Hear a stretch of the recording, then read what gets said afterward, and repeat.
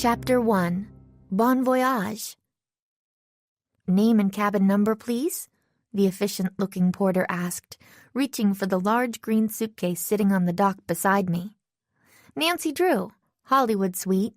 I shrugged and shot a glance at my two best friends. "That's all they told us. I don't know the number." The porter smiled. He was a short, muscular man dressed in a tidy navy jacket with silver piping and matching shorts, with a name tag identifying him as James.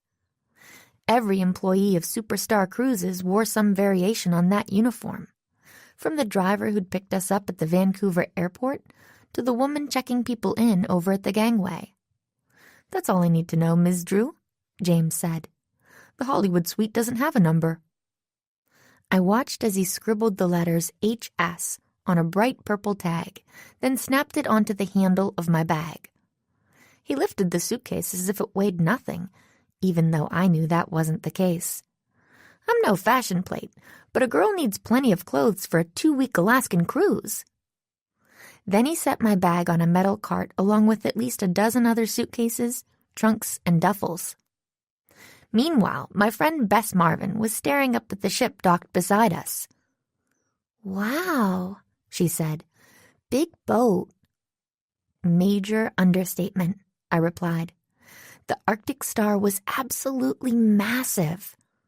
We don't see too many cruise ships in our Midwestern hometown of River Heights, but I was pretty sure this one was even larger than most. Just then, I heard a scuffle nearby. "Hey, give that back! I don't want to check it!" George Fane exclaimed as she grabbed a grungy olive green duffel bag out of another porter's hand. George is my other best friend. She's also Bess's cousin, though most people find it hard to believe they're related, since the two of them couldn't be more different. Exhibit A? Their luggage. George's consisted of that ugly duffel, a sturdy brown suitcase that looked as if it had been through a demolition derby, and a plain black backpack. Definitely the functional look, just like her short dark hair, faded jeans, and sneakers. Bess, on the other hand, had a matching set of luggage in a nice shade of blue, tasteful and pulled together like her sleek shoulder-length blonde hair and linen dress. The porter took a step back. "Of course, miss," he told George politely. "I only thought—" "Relax, George," Bess said. "I think you can trust him to get your toothbrush and your days-of-the-week underwear on board safely." "My underwear, maybe." George had already had the bag unzipped. She scrabbled through the mess inside and finally came up with her laptop and smartphone. "This stuff, I trust no one." Bess snorted. "Seriously? We're going to be cruising the gorgeous Alaskan waters surrounded by amazing scenery. You're not going to have a lot of time to look for cute kitten videos on YouTube, you know." "Maybe not," George retorted. "But if we need to research something for Nancy's—" "Hi, Alan," I said loudly, cutting her off as I noticed a guy hurrying toward us. "It's my lucky day," the guy announced with a big, cheerful grin. "I found my sunglasses. Must have dropped them when we were getting our stuff out of the airport van." He waved the glasses at us, then slid them on and wrapped an arm around Bess's shoulders. "Actually, though, every day is my lucky day since I met beautiful Bess." George rolled her eyes so hard I was afraid they'd pop right out of her head. "So glad you found your shades, Alan," she said dryly. I was afraid you'd be so busy searching you'd miss the boat. I hid a smile. About a month earlier, Bess and George and I had been having lunch at one of our favorite cafes when George noticed a guy staring from a nearby table. He was maybe a couple of years older than us, with wavy brown hair and wide-set gray eyes. When he realized he'd been caught, he came over and introduced himself as Alan Thomas, a student at the local university. He apologized for staring and explained that it was because he couldn't take his eyes off Bess. That kind of thing happens to Bess all the time, so I didn't pay much attention. She's not the type of girl who gets swept off her feet by just anybody. But apparently Alan wasn't just anybody. He'd taken her on a romantic picnic for their first date, and the two of them had been together ever since. It was nice to see Bess so happy, even if I secretly thought Alan was a little goofy and overly excitable. George thought so too, though with her it wasn't such a secret. Need some help with those, buddy? Alan asked as James returned for Bess's bags. I can give you a hand. Should I just toss it there on top of Nancy's suitcase? It's quite all right, sir, James replied. Your entire party is in the Hollywood suite, right? Just leave your luggage here and we'll take care of it. You might want to head over to the check-in line so you can start enjoying all the fine amenities of the Arctic Star. Thanks, Bess said. Come on, you guys. Let's go. Alan nodded agreeably. This is so amazing, he said to no one in particular as we headed toward the end of the line. I never thought a poor college student like me would be taking an Alaskan cruise. He wasn't the only one. Just a few short days ago, I'd been wondering what I was going to do with myself for the next month while Ned was off being a camp counselor and my dad was busy with a big case. River Heights is kind of sleepy at the best of times. This summer, it was downright catatonic. Then, Becca Wright had called, sounding frantic. That was my first clue that my summer was about to change. See, Becca is just about the least frantic person I've ever known. Just a couple of years out of college, she'd already landed the plum job of assistant cruise director for the maiden voyage of the Arctic Star, the flagship vessel of brand new superstar cruises. Having known Becca for years, I was sure that was mostly due to her work ethic and friendly, upbeat personality. Although I'm sure it didn't hurt that her grandfather had been a bigwig executive at the venerable Jubilee Cruise Lines. He'd retired a few years back, but he still knew just about everyone in the business. So why the frantic call? Some suspicious things were happening at Superstar Cruises, and Becca was afraid someone might be up to no good. Naturally, that made her think of me. See, my thing is solving mysteries. Big ones. And small ones, like the case where I'd first met Becca, which had involved finding her family's runaway dog. And everything in between. So which kind of case was this? I wondered, glancing up again at the gleaming white ship looming over the dock. Was someone really out to mess with Superstar Cruises like Becca seemed to think? Or was it just new job jitters and a little bad luck? Earth to Nancy! Alan waved a hand in front of my face, grinning. You look a little nervous. Not worried about getting seasick, are you? Nope. I smiled back at him.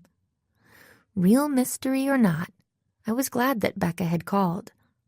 My friends and I were about to set out on the all-expense-paid cruise of a lifetime. The four of us joined the line waiting to board, which was growing with every passing second.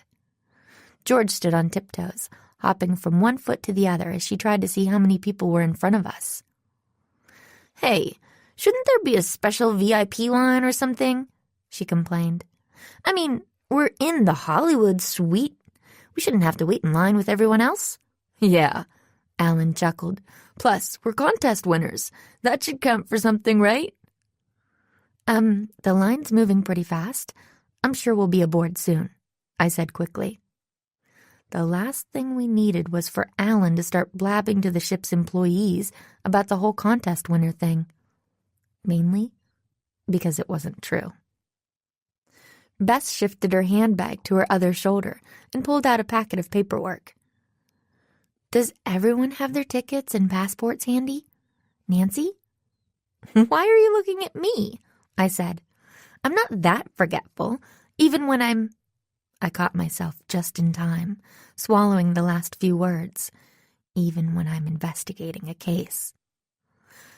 Even when I've just crossed a couple of time zones, I finished lamely, shooting a look at Alan.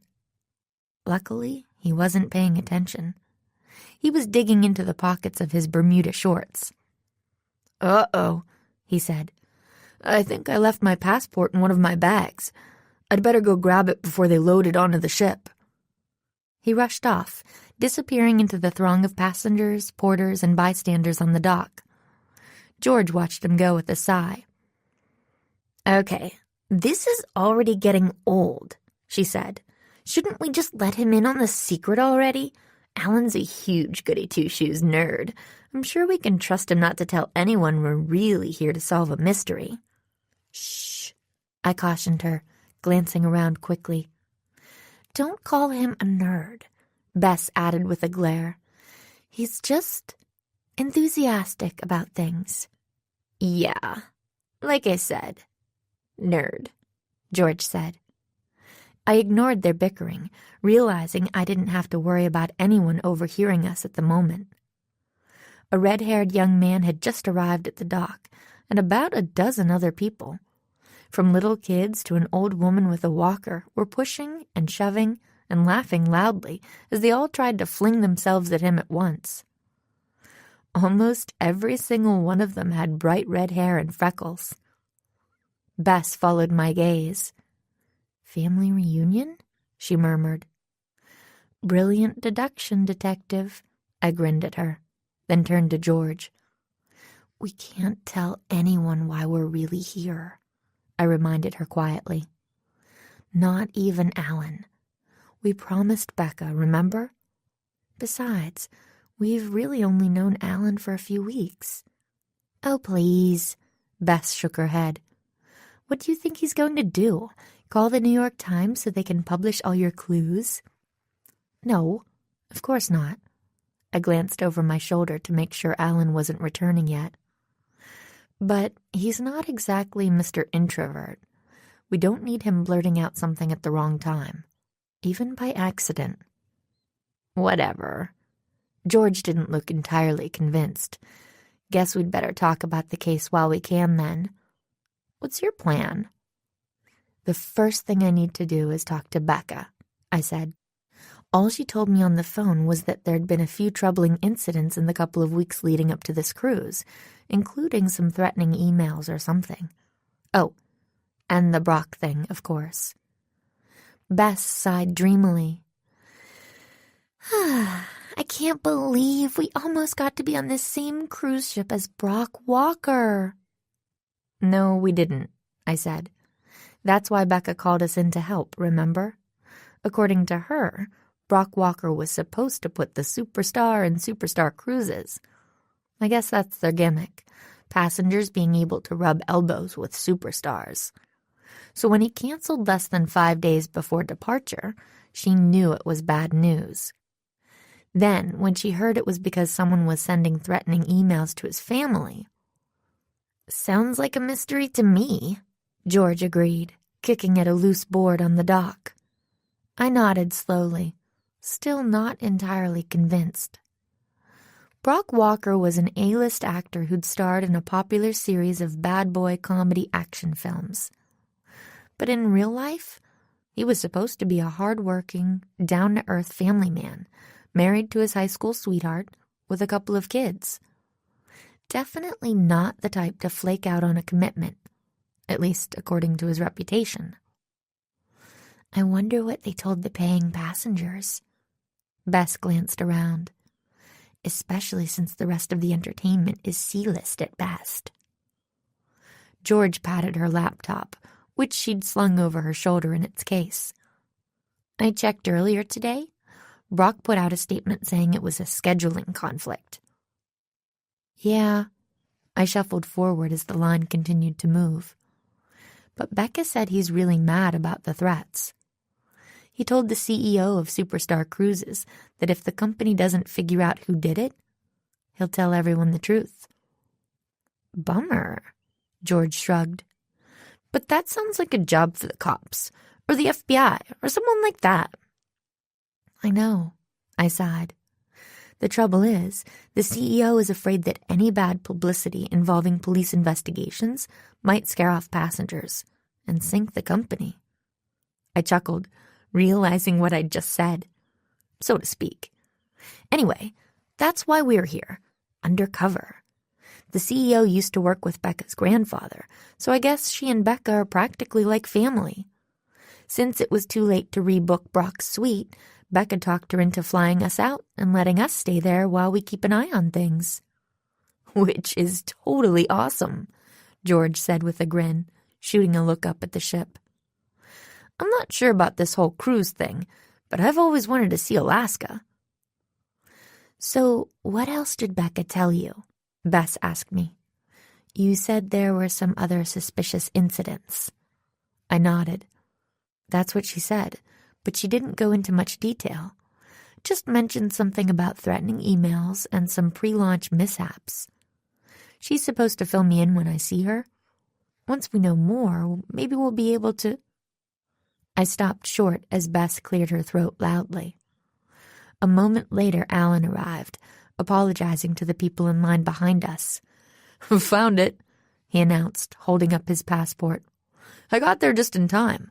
That porter was about to roll her cart away. I forced a smile. Having Alan along was definitely going to make things more difficult.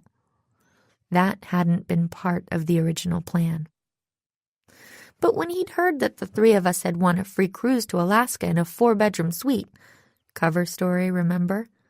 He'd begged to come along. As an environmental studies student at the university in River Heights, he'd pointed out that Alaska was the perfect place to get a jump start on his sophomore year research project. And he'd never be able to afford that kind of trip on a college kid's budget, especially when he lavished what little spare cash he had on his new girlfriend, Bess. Okay, so he hadn't actually mentioned that last part? He hadn't had to. Bess had invited him along and told us we'd just have to deal with it. The girl seems sweet and agreeable most of the time, but she's got a backbone of steel when the situation calls for it. Soon we were inside, being checked in and issued our ship ID cards. Enjoy your time with Superstar Cruises, the smiling employee told us. As we thanked her and stepped away, I nudged Bess in the side. Can you distract you-know-who for a while? I whispered. I want to look for Becca. Leave it to me, Bess murmured back. Alan had just moved away from the check-in desk to tuck his ID into his wallet, but he looked up quickly. Did you say something? He asked Bess. She stepped over and looped her arm through his. I was just telling Nancy we'd meet her and George at the suite later, she told him with a flirty little tilt of her head. Want to go for a walk to check out the ship? She didn't have to ask twice. Seconds later, they were strolling out of the check-in area hand in hand. George shook her head as she watched them go. That guy's got it bad, she said. I really don't know what Bess sees in him, though. That's a mystery for another day. I headed out after them. Let's not waste time. Becca said we'd probably find her on the main deck. George glanced around as we emerged into what appeared to be a sort of lobby area. It was carpeted in red, with murals on the walls depicting famous Hollywood landmarks. A pair of winding carpeted staircases with gleaming mahogany banisters led upward, with a sign in between that showed the layout of the entire ship. I barely had time to glance at the sign before a smiling young female employee rushed toward us. She was dressed in shorts and a piped vest and was holding a tray of tall, frosty glasses with colorful straws and umbrellas sticking out of them. "Welcome to the Arctic Star," she gushed. Would you ladies care for a complimentary superstar smoothie? They're made with a refreshing fruit mixture, including real Alaskan wild blueberries, a specialty of the ship.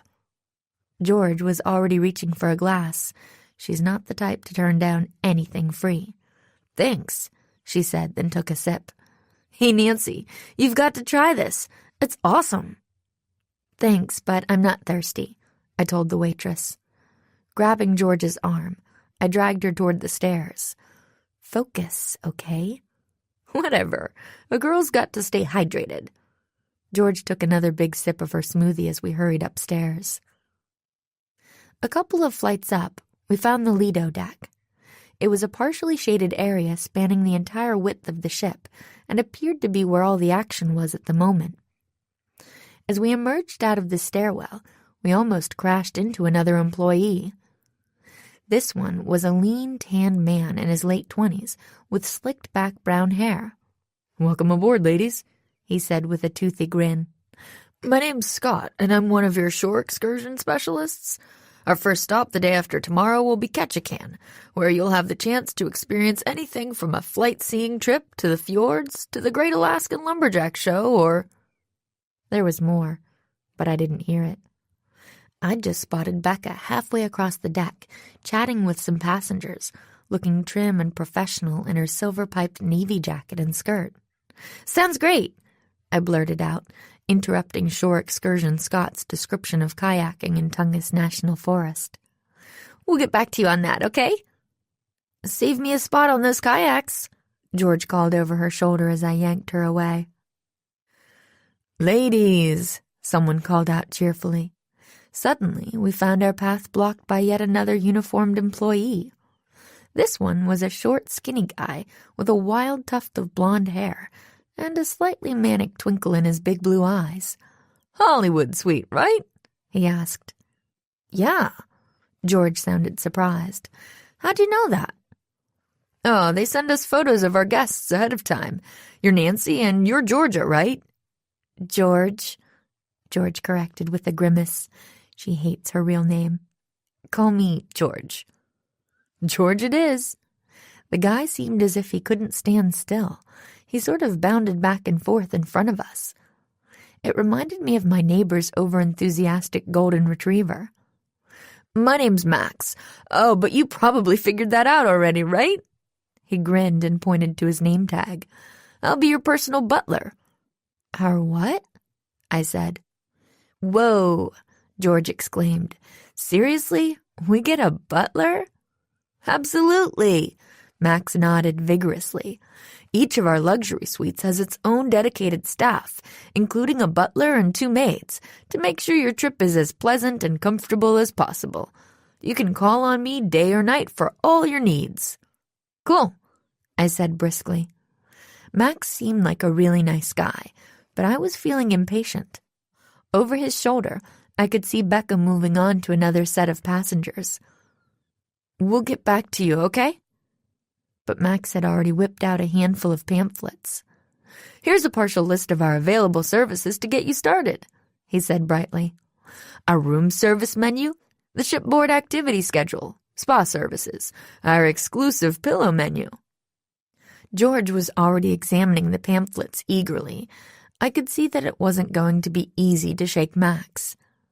Then I had an idea. I grabbed one of the pamphlets. The pillow menu, huh? I said. Come to think of it, I can't sleep well on anything but I quickly scanned the list. A buckwheat pillow. Do you think you could find me one right now? I might need to take a nap soon. Certainly, Ms. Drew. Max beamed as if I'd just asked him to be my best friend. I'll take care of it right away. Just text me if you need anything else. He handed us each a card with his name and number on it, then scurried away. Wow, George said. A real butler. This is awesome. Maybe I should tell him to get me a special fancy pillow while he's at it. Forget it, I said, slapping her hand as she reached for her cell phone. Becca, now. This time we actually made it over to her. I hadn't seen her in a couple of years, but she looked pretty much the same. curly dark hair, sparkling brown eyes, a quick smile. She was chatting with a rather weary-looking couple in their 30s. The man wore a T-shirt with the Canadian flag on it, and the woman was keeping one eye on the 8-year-old boy dribbling a soccer ball nearby.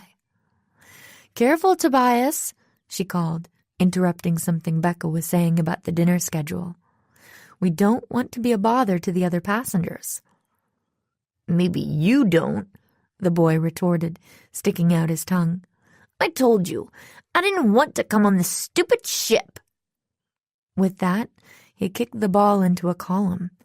It bounced off and almost hit a passing woman. "Wow," George murmured in my ear. "Brat much?" Becca's smile never wavered. She glanced toward me and George briefly, then returned her focus to the parents. "We have lots of activities for our youngest guests," she told them. "Perhaps your son would enjoy checking out the rock climbing wall or the arcade. There's also a kids' tour of the ship scheduled for first thing tomorrow morning. One of our youth activities coordinators can give you all the details if you're interested."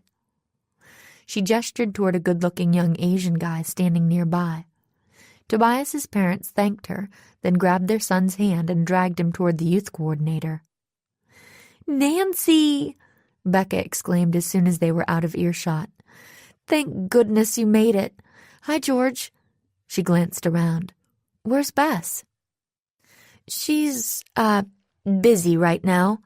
I didn't want to waste time explaining about Alan. I knew we probably only had a few seconds before Becca had to return to duty. "So when do you want to meet to talk?" "Soon." Becca shot a cautious look around, her smile fading. Then she lowered her voice. "Something else happened, but I don't have time to fill you in now. Can you meet at my office later?" "Sure. Where is it?" She was writing the deck and cabin numbers down on her card when a sudden, shrill scream rang out from somewhere farther along the huge deck area. "What was that?" George exclaimed. Becca instantly looked worried. "I don't know, but I hope—" Before she could finish, someone let out a shout. "Help! There's a bloody body in the pool!" Chapter 2. Body Double. "What?" Becca blurted out, her face going pale. Without another word, she rushed off in the direction of the commotion. I traded a worried glance with George. "Come on," I said. "Let's go see what's happening." We followed the crowd and soon emerged onto a sunny open-air part of the deck, dominated by a large free-form pool. It was a ride of fountains, slides, and potted palms. But nobody was looking at any of that. Everyone's focus was on the blonde woman's pale, still form floating face down in a widening reddish circle. My heart pounded, and for a second I felt dizzy. I've been involved in a lot of mysteries, but very few of them involved bloody bodies of any kind. Somehow, I just about convinced myself that Becca was imagining trouble where it didn't exist, that this was really just going to be a fun, free vacation with a little sleuthing on the side. But now, maybe not so much. "Oh, gross," George exclaimed, watching as a lifeguard-looking guy in silver-piped trunks dove into the pool and sliced through the pinkish-tinged water. "There's a ton of blood." Before I could answer, the lifeguard reached the body. He grabbed one arm, then jumped back. "Hey, it's not a real person," he called out, sounding confused. "It's just a mannequin." Realizing I'd been holding my breath, I blew it out in a big whoosh. "Thank goodness." I glanced around for Becca and spotted her nearby. Hurrying over, I touched her on the arm.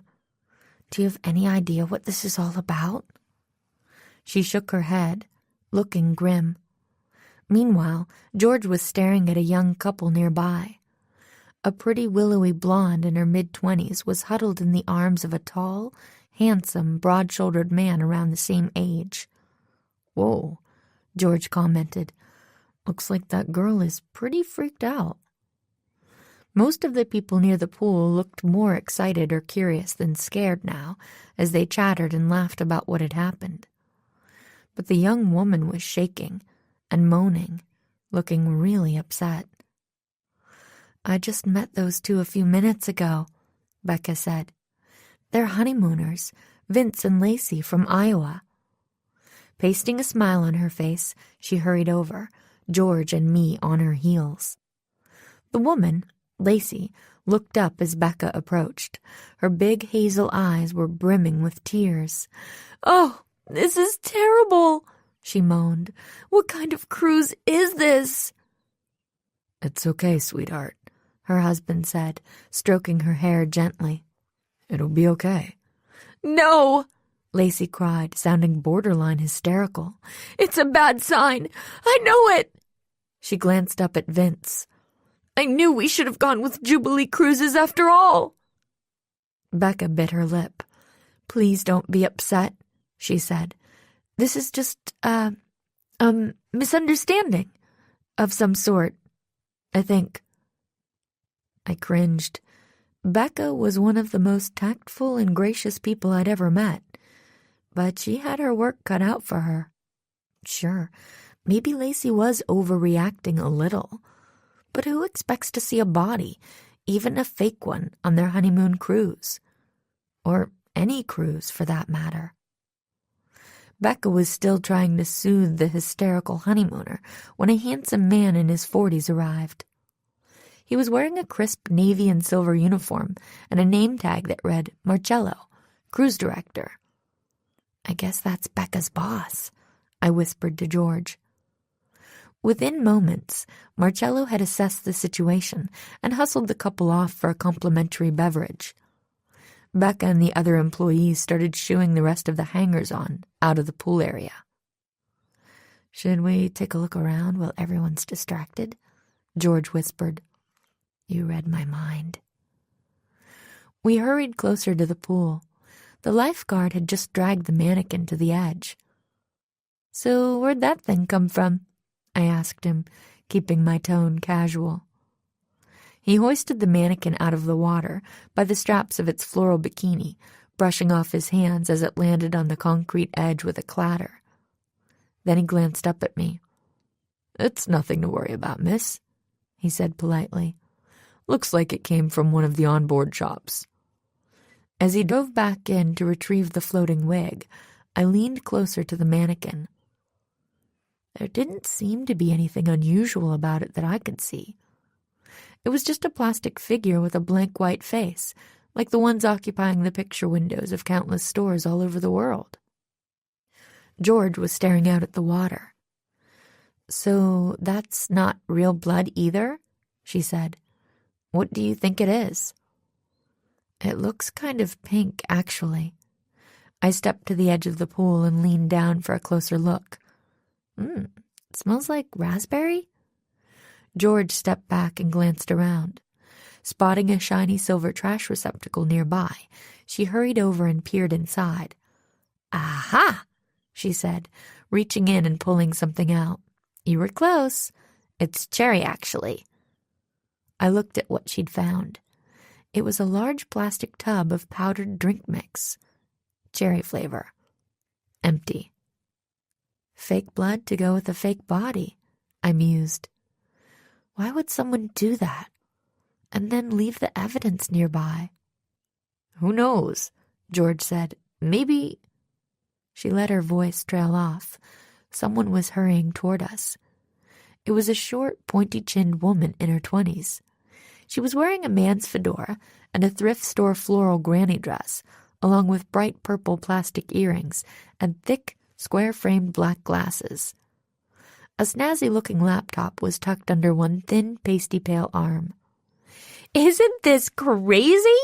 she exclaimed, shoving her glasses up her nose and grinning at us as if we were her best friends.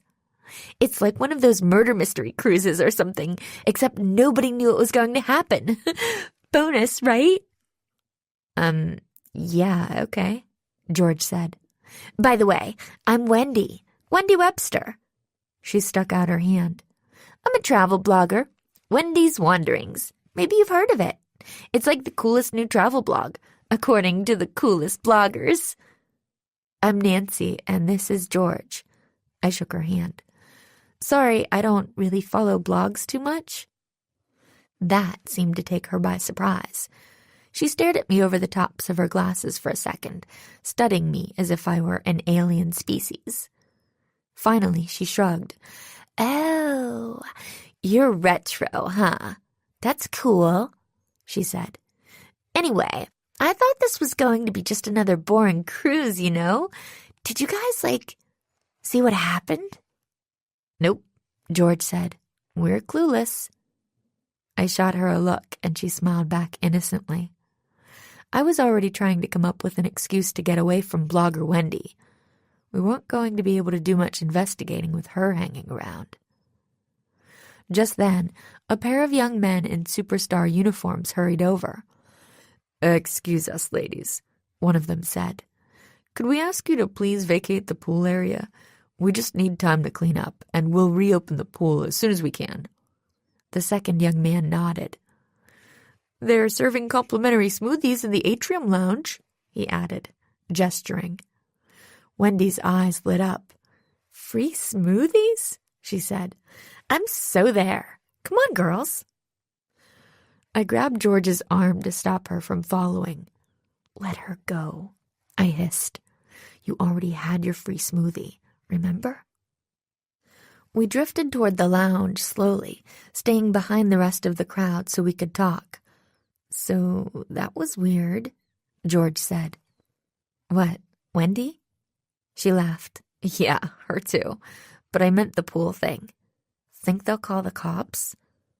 I don't know, I shrugged. If they do, it could delay our departure. Based on what Becca told me, I don't think the CEO would like that. Bad publicity, remember? Yeah, plus nobody actually got hurt or anything. George grimaced. Uh-oh, incoming. Following her gaze, I saw Alan striding toward us, with Bess at his heels. There you are, Alan exclaimed. Did you hear about the fake dead body in the pool? Yeah. I traded a look with Bess, who raised one eyebrow curiously. We heard. Luckily, Alan didn't seem interested in discussing it. Anyway, we've been looking all over for you two, he said.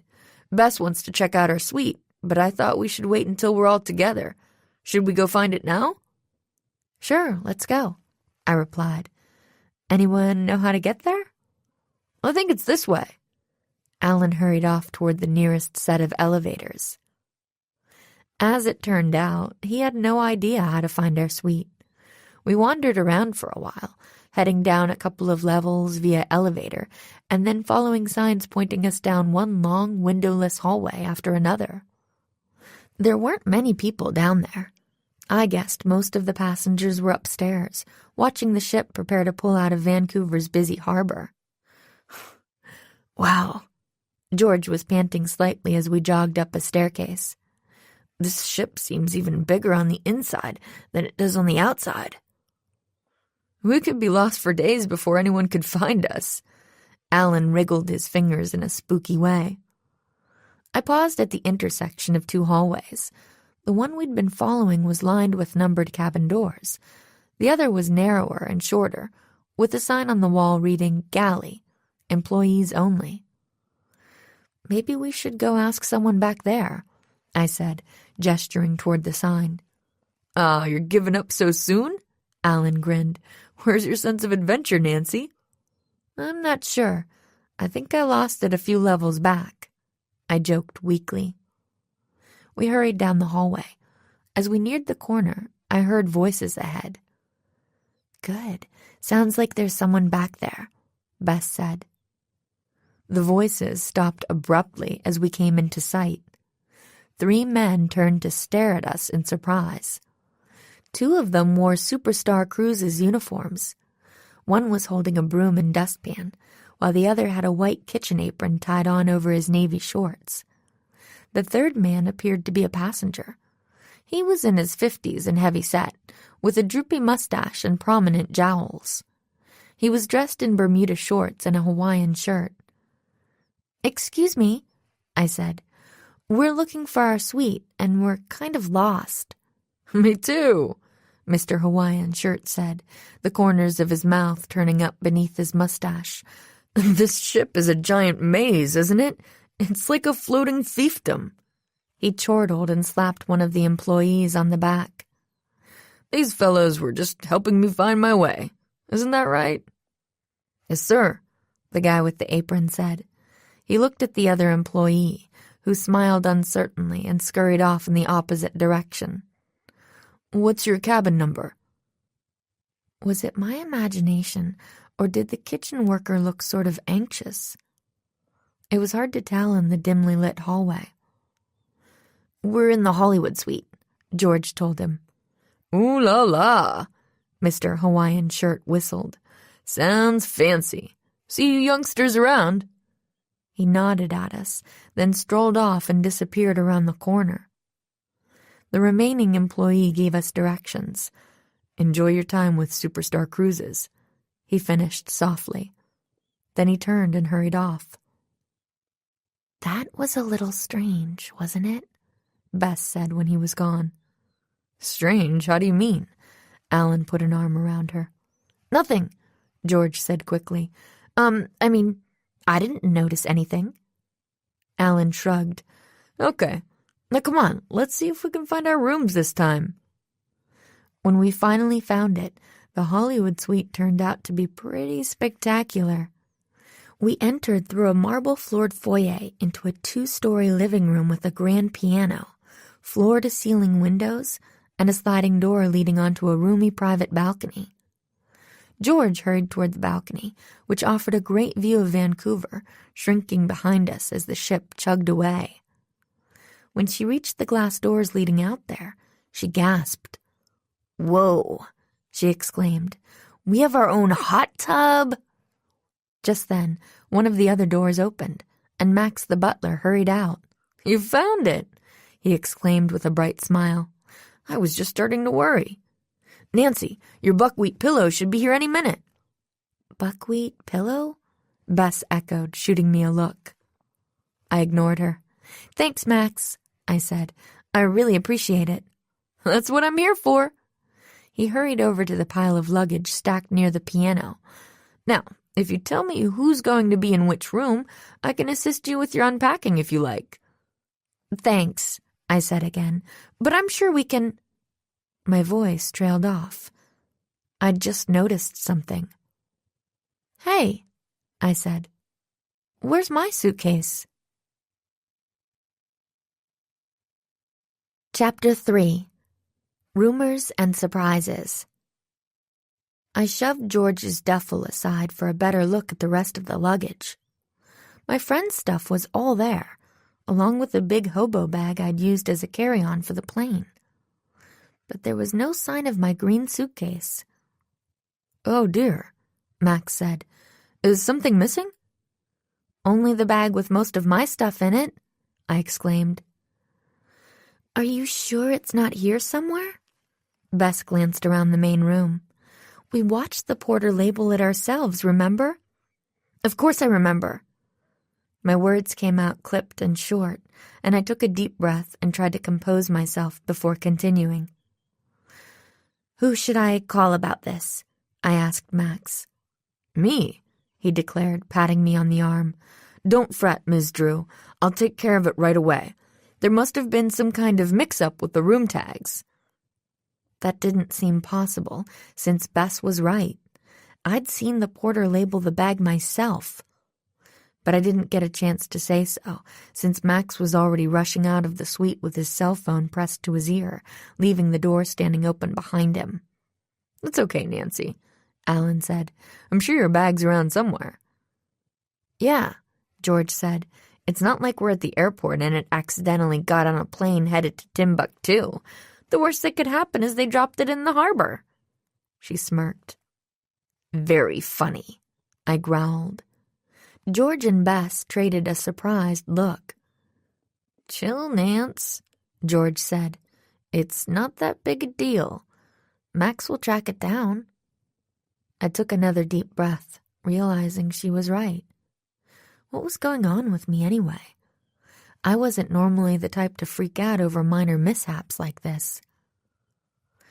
Maybe seeing that body shook me more than I realized, I thought, even if it wasn't real. That made my mind jump from my suitcase to a different kind of case. I wished I could talk to my friends about what had happened by the pool, but we couldn't talk freely with Alan around. He'd just sat down at the piano and was picking out jingle bells with one finger. "What should we do now?" Bess asked. "Do you guys want to start unpacking, or—" She was cut off by a sudden, loud, terrified shriek from just outside the suite. "Who was that?" Alan exclaimed. I was already rushing toward the door. When I burst into the hallway, a young woman was standing in front of the next door down, looking horrified. She was wearing a superstar uniform and clutching a stack of folded towels to her chest. "Is everyone okay?" Bess yelped, running out of the suite behind me. My gaze had already shot from the maid to the kid crouched on the floor just across the hall. He had his back to us at first, but when he glanced back over his shoulder, my eyes widened. "You!" I blurted out. It was the bratty 8-year-old I'd seen earlier. What was his name again? "Hey, it's Tobias," George exclaimed as she skidded out into the hallway and stopped short. "That's my name, don't wear it out," the kid snapped. By now the maid had lowered the towels, revealing a name tag that identified her as Iris. "Oh," she gasped, "I'm so sorry. He just startled me." Tobias glared at her. "You practically broke my eardrums screaming like that," he said. "I should sue you. Then I could use the money to hire a helicopter to fly me out of here." Just then, a nearby door swung open. Tobias's father emerged. "What's going on out here?" he asked. "Nothing." Tobias stood up, quickly shoving one hand deep into the pocket of his baggy cargo shorts. His father leaned forward to peer at the maid's name tag. "Iris, is it? Is Tobias causing trouble?" No, not at all, sir." Iris took a quick step backward, clutching the towels to her again. "It's completely my fault, really. I wasn't paying enough attention to where I was going." Tobias's father didn't look convinced as he looked over at his son. "Well, I hope he's behaving better than he was earlier today. It seems he's feeling a little, cranky right now, because he didn't want to come on this cruise." "Yeah," Tobias scowled. "I wanted to go to Galaxy X. That's what I call a cool vacation, not some stupid boat." "That's enough, son." His father grabbed Tobias by the arm and pulled him into the room. "Sorry," he added once more before shutting the door. "Wow," Bess said. "That kid's pretty obnoxious." "Yeah, we sort of met him earlier." I glanced at the maid. "Are you okay? What'd he do to scare you?" "Nothing," Iris shrugged. "Like I said, he just startled me. Excuse me, I'd better get back to work." She turned and hurried off down the hall. "Excitement's over," Alan announced. "Better get back to my music." He headed back into the suite. But I was still staring off after the maid. She was acting kind of oddly, wasn't she? Bess grinned. "First your misplaced bag, and now this?" she teased. "You don't have to look for mysteries everywhere, Nancy." "Yeah." George looked at the door to make sure Alan was out of earshot. "It's not like some 8-year-old is sending threatening emails to Brock Walker and planting fake bodies in pools." I smiled. "I guess you're right." We went back inside. Alan was at the piano again. Bess made a beeline for the luggage. "I guess we might as well start unpacking," she said, picking up her cosmetics case. I glanced at my pathetic little carry-on. There didn't seem to be much point in trying to settle in until Max found my suitcase. Besides, I had more important things to do. "You guys go ahead," I said. "I think I'll go pick up a toothbrush in one of the onboard shops, just in case." "But I'm sure Max will," George began. "I know," I cut her off, "but I feel like taking a walk. I'll be back soon." As soon as I was away from the suite, I pulled out my phone and texted Becca to see if she was free to talk. She texted back immediately, telling me she was in her office. The office turned out to be a small, poorly lit windowless cabin on one of the lower levels. It was crammed with 2 large desks and several filing cabinets. Becca was hunched over a laptop at one of the desks, typing frantically. When I knocked softly on the door frame, she glanced up and pushed her hair out of her eyes. "Nancy!" she exclaimed. "Come on in. I'm just typing up the daily newsletter." She hit a button on the keyboard and grimaced. "I'm a little behind, thanks to all the commotion earlier." "Yeah, about that." I shut the door behind me and perched on the edge of the other desk. "Did you find out anything else about what happened?" Becca sighed. "Marcello and the captain contacted HQ to see what to do. Verity told them to treat it as a prank and just move on." "Verity?" I echoed. "Verity Salinas," Becca said. "She's the CEO of Superstar Cruises." "Oh, right. I don't think you mentioned her name before." I nodded. "So she doesn't want to involve the local police?" Becca shook her head. "She said to let Chip Security handle it. They already did a little investigating and figured out that the mannequin came from one of the clothing shops on the promenade level. And that pink stuff in the water was drink mix swiped from the snack bar in the kids' playground area." "Did they figure out who did it?" "Not yet." Becca raked a hand through her hair, making her curls stand up wildly. "But I suppose there's no real harm done. We offered the newlyweds a free shore excursion in Ketchikan, and I think that satisfied them." "Vince and Lacey," I said, remembering the frightened young woman and her new husband. "Right," Becca smiled at me. "Good memory for names, Nancy.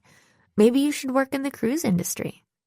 "I don't think so," I joked in return. "Bess and George could tell you I only remember details when they have to do with the case. Otherwise, I can't even find my keys most of the time." Becca chuckled, then glanced at her computer screen. "I don't have much time," she said, "but I guess I should fill you in on the latest trouble." She picked at a chipped spot on the corner of the desk. "I just found out today about a rumor circulating among the housekeeping staff." "What kind of rumor?" "That the company is already bankrupt, so nobody's going to get paid." Becca shook her head. "It's not true, obviously. The housekeeping supervisors managed to calm everybody down for now, but nobody seems to know where the rumor started. It's just one more thing going wrong." "Yeah, that's what I wanted to talk to you about," I said. "You told me about the threat to Brock's family that made him cancel, and that some other bad stuff had happened. What's the other stuff?" "Well, it started with an email I got a couple of weeks ago." "What did it say?" Becca shrugged. "Just something about how I should back out of this cruise if I knew what was good for me, or something like that. But that's not all. There were a few incidents in the last couple of weeks. A shipment of supplies got lost in the mail and never turned up. 3 of the ship's cooks quit a week before departure. Stuff like that." "Okay, the email sounds weird," I said. "But the other problems could just be ordinary bad luck or whatever. Couldn't they?" "Maybe, but what about the body in the pool? It takes more than bad luck to make something like that happen." "Good point." I drummed my fingers on the desk, thinking over what she'd told me. "We should try to figure out possible motives. The email makes it seem like someone's trying to scare you. Maybe someone who's envious of your cool new job. Do you have any enemies on board or any you can think of? Not that I know of. Becca looked alarmed. Do you really think someone's targeting me personally? Not necessarily, I assured her. I mean, for all we know, other people could have received threatening emails too. Maybe someone's after your boss. Marcello, is it? Becca looked dubious. Everyone loves Marcello. He's been in the business for years and has never had an enemy that I've heard of. Then maybe it's the captain, I said. Or Verity. Or the company as a whole. Or maybe someone we haven't even thought of yet. Becca smiled wryly. That really narrows it down. Sorry, I chuckled. I've learned it's better not to rule anything out without solid evidence. We need to keep thinking about motives and... I cut myself off as the door flew open. A woman stood in the doorway. She was in her early 30s, tall, blonde, and attractive, dressed in a navy blue evening gown with silver jewelry. There you are, Becca, the woman said in a husky, rather brusque voice tinged with an Eastern European accent. Marcello's wondering where you are. It's nearly dinner time, you know. Oops! Becca glanced at her watch and jumped to her feet. Sorry, Tatiana. I lost track of time. She shot me an apologetic look. I need to change into my evening clothes so I can greet guests at dinner. We'll have to chat later. Tatiana glanced at me, her gray eyes curious. Can I help you with something? No, I'm fine. I smiled at her. She shrugged and turned to follow Becca out of the office. When I got back to the Hollywood suite, I was relieved to see my suitcase standing near the piano. You found it! I exclaimed. Max hurried over from the kitchenette in the corner, dusting a drinking glass and grinning at me. Of course I did. I'm here to take care of you. He gestured to the yellow numbered tag hanging from the handle.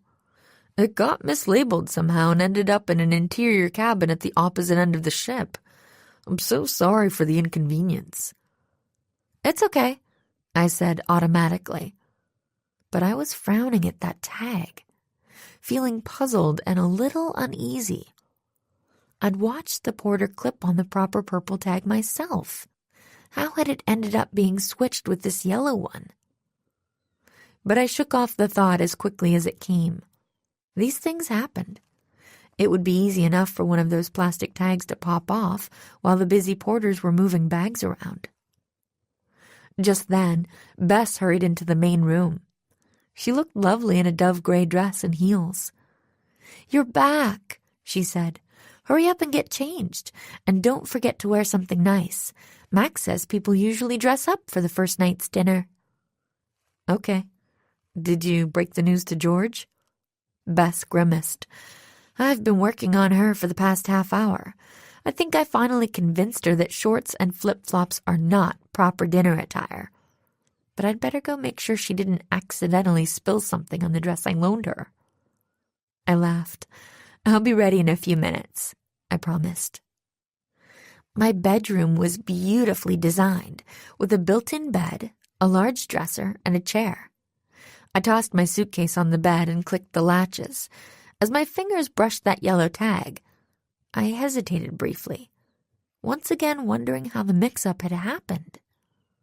Then I shook my head and opened the suitcase.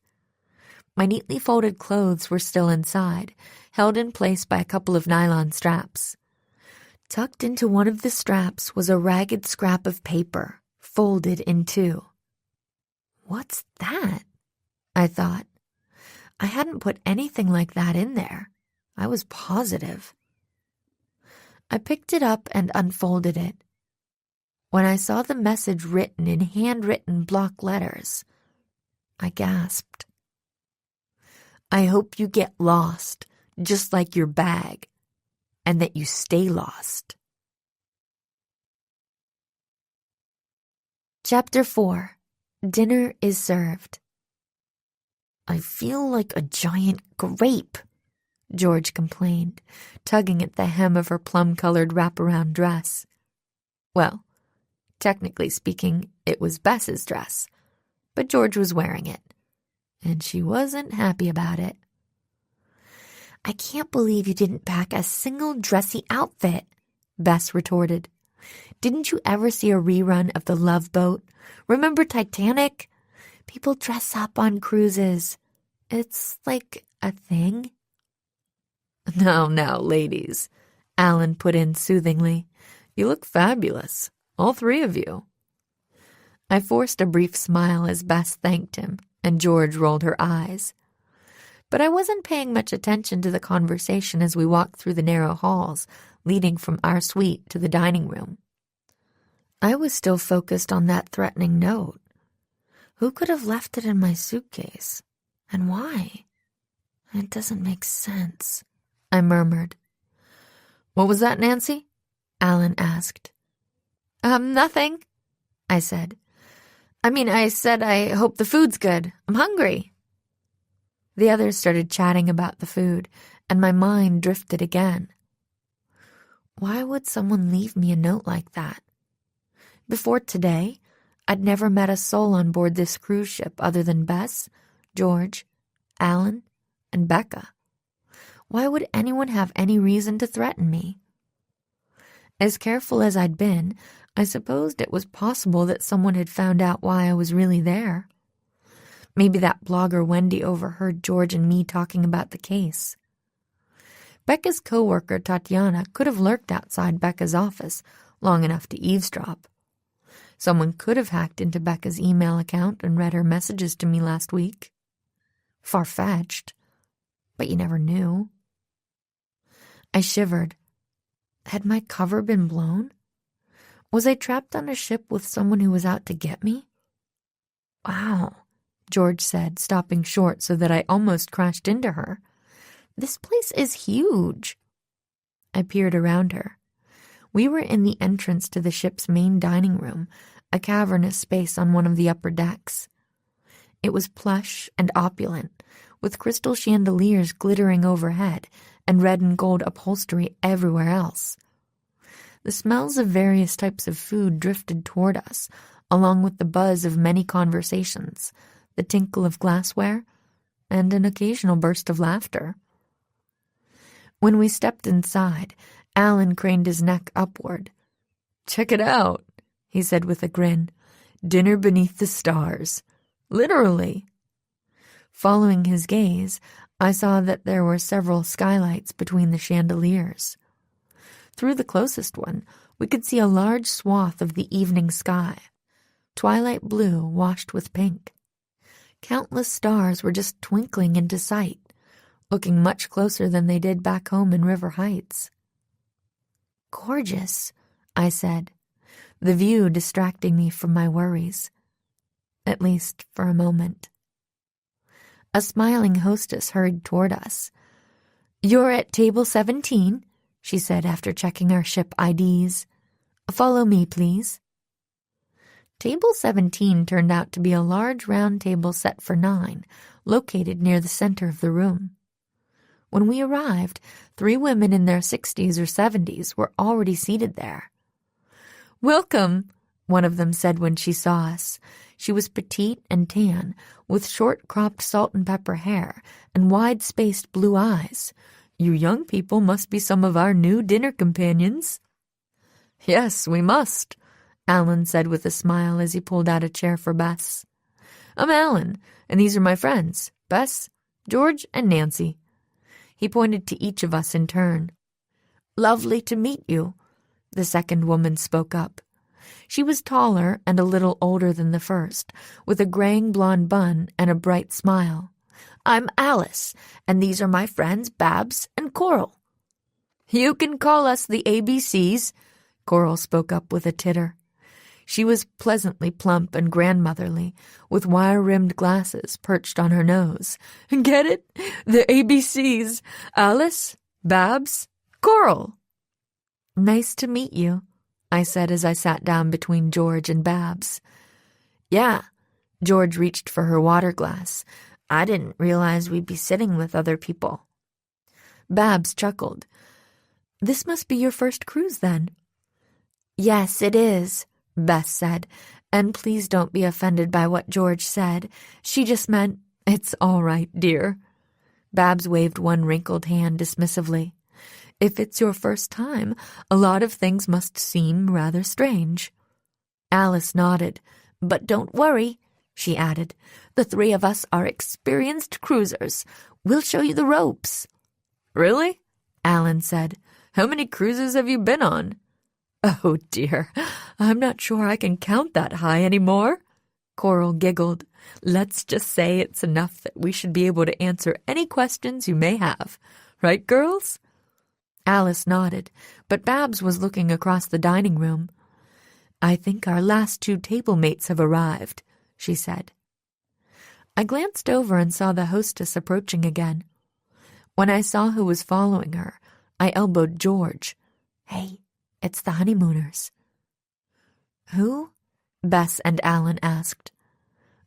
Just someone we sort of met earlier," George told them.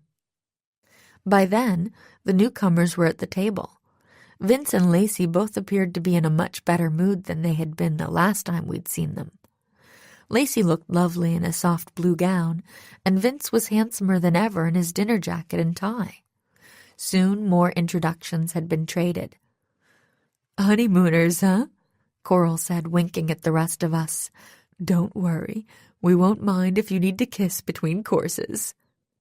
Meanwhile, Babs was leaning forward, peering at Lacey. "You look familiar, my dear," she said. "Doesn't she, girls?" Alice glanced over. "Oh, yes," she exclaimed. "You don't have a sister who works for Jubilee Cruise Lines, do you?" Coral gasped. "You're right.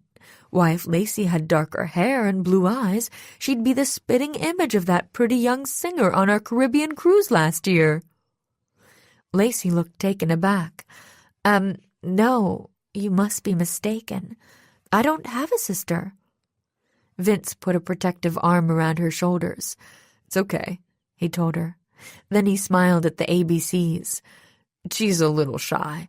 Always gets tongue-tied when someone mentions how beautiful she is, even though it happens all the time." "Well, of course it must," Babs exclaimed, while Coral tut-tutted pleasantly. Lacey gave them a wan smile. "I only wish I was related to someone at Jubilee," she said softly. "Maybe then we'd be on one of their cruises right now, instead of taking a chance on this brand-new untested cruise line." She shivered. "I haven't felt right since Vince and I spotted that body earlier." "Body?" Alice's eyes widened. "What body?" "Didn't you hear what happened at the pool right before we set sail?" Vince asked. Coral leaned forward. "No, but do tell." I traded a worried look with Bess and George as the honeymooners started describing what had happened. The cruise director might have smoothed things over earlier, but it seemed the gossip was still spreading. Just then, there was a clatter from the next table.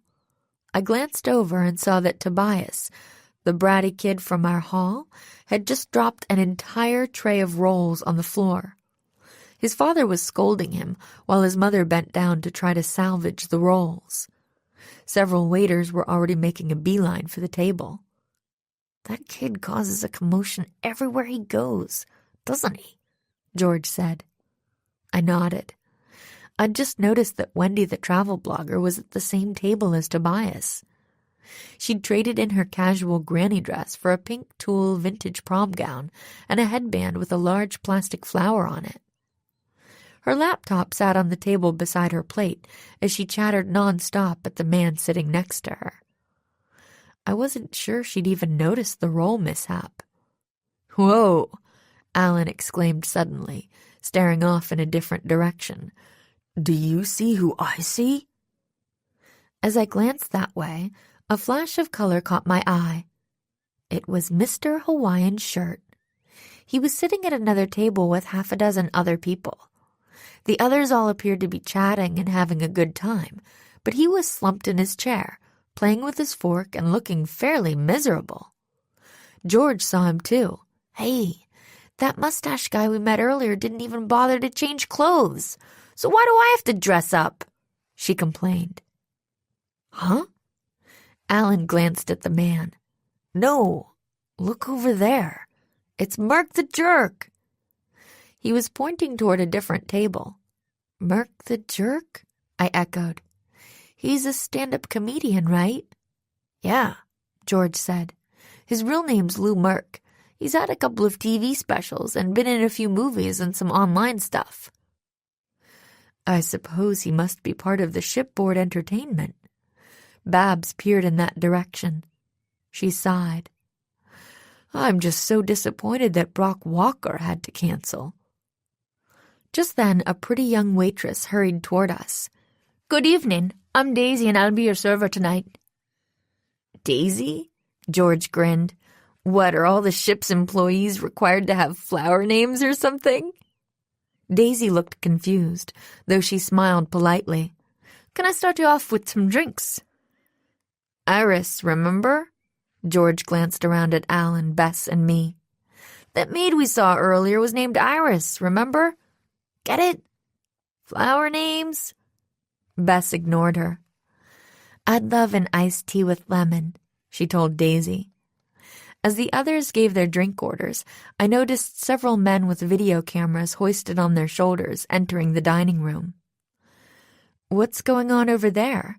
I asked the waitress when she turned toward me. She glanced over.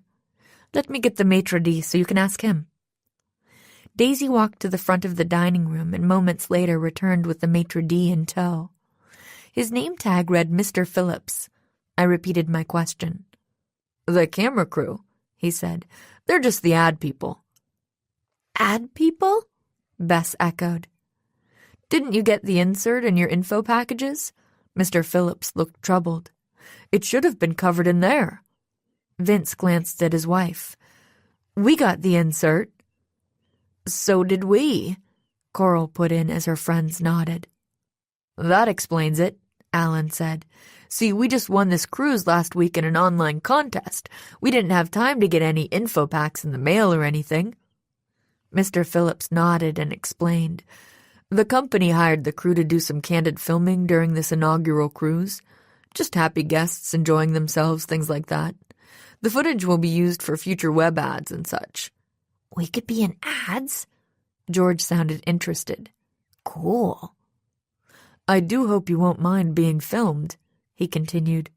But of course, anyone who doesn't wish to take part should inform a member of the cruise staff as soon as possible.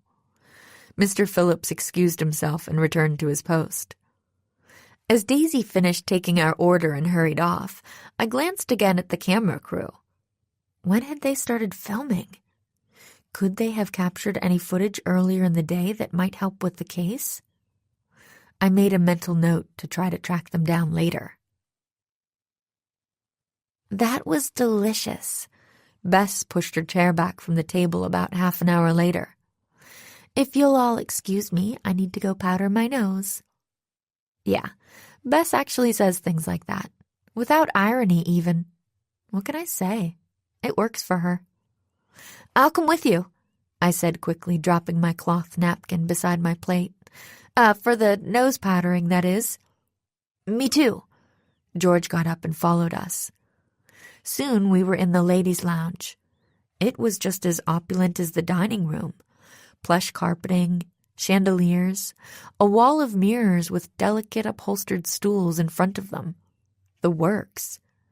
But I barely spared a glance for any of it. Is anyone else in here? I asked, peeking under the stall doors. Doesn't look like it. Bess sat down at the mirror and pulled a compact out of her purse. Why? Do you have any new theories? Not really. I quickly told her and George my idea about talking to the camera crew. You never know, I said. Maybe they caught someone carrying that mannequin around or something. Anything's possible. George sounded dubious. She was prowling back and forth across the lounge area, tugging at her dress as if it were choking her. I guess this means you've decided there really is a mystery, huh? It's sure looking that way. I glanced around again, making doubly sure we were alone. And that's not all. I think someone's onto us. Bess stopped applying powder to her already flawless skin and glanced at me in the mirror. "Onto us? What do you mean?" "Something happened right before dinner," I began. "I've been dying to tell you, but with Alan around..." I went on to tell them about the note in my suitcase. By the time I finished, Bess's eyes were wide and worried. "That really sounds like someone was threatening you." "Don't sound so shocked," George told her. "It's not like Nancy's never been threatened before. It kind of goes with the territory." "Maybe," I agreed. "But nobody's supposed to know why I'm really here. Remember? So who could have done it?" Before my friends could answer, the door swung open. 2 giggling preteen girls rushed in with their middle-aged moms right behind them. Bess smiled politely, then stood up. "We should get back to the table," she said, dropping her makeup back in her purse. "We don't want Alan to worry." I was disappointed. My friends are always good at helping me figure things out, and I really wanted to talk about possible motives and suspects. But another woman was already coming in, and I realized our private moment was over. "Let's go," I agreed with a sigh. The bathroom was located in a hallway between the dining room and the stairwell. As we headed toward the former, we passed a door marked "Employees Only." It was standing slightly ajar, and I could hear angry voices coming from inside. I paused, a little surprised. All the ship's employees seemed to make a point of staying polite and cheerful anywhere passengers might hear. But whatever was going on just inside that door sounded anything but polite or cheerful. Most of it was too muffled to make out, though it sounded like 2 men arguing. Then one of them raised his voice. "Drop it, John," he said sharply, "or I'll make sure you never make it to Anchorage." My eyes widened.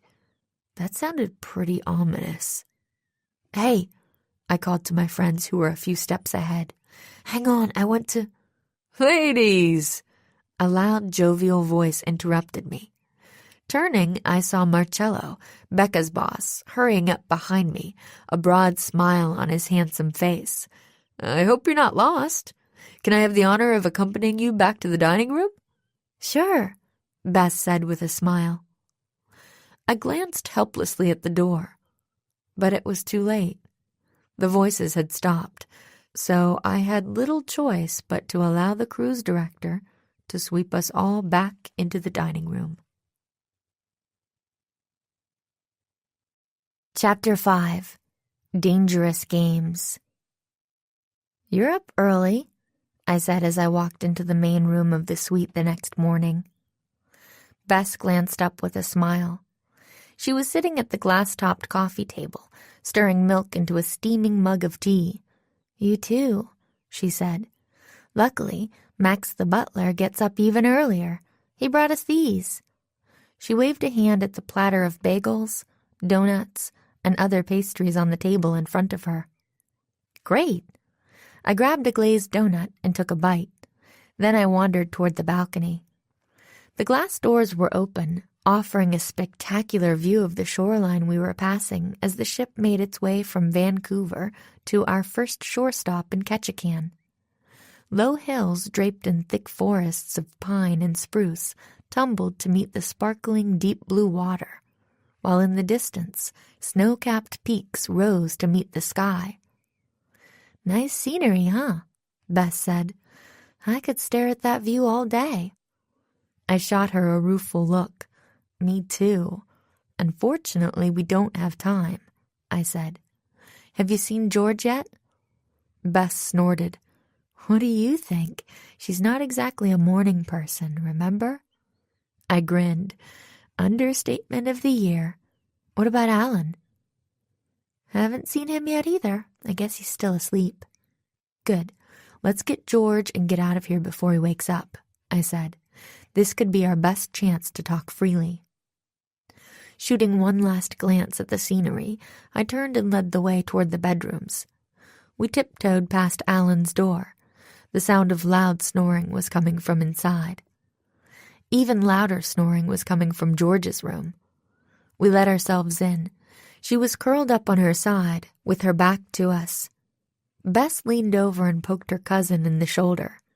"Rise and shine," she whispered loudly. There was no response. I grabbed George's foot and tickled it. She shot up into a sitting position. "Hey!"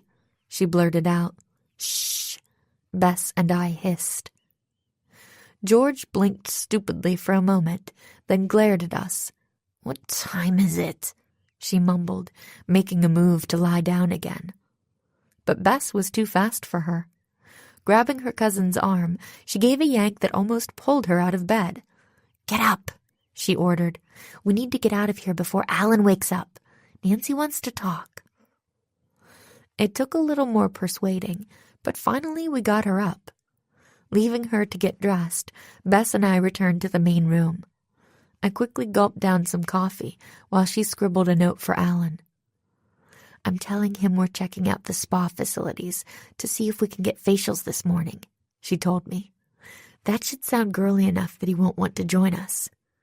"No, but he might wonder why George wanted to join us," I joked as George emerged, yawning and tousled with damp hair from the shower and dressed in shorts and a River Heights University t-shirt. "Huh? What'd you say?" she demanded sleepily. "Never mind. Let's get out of here."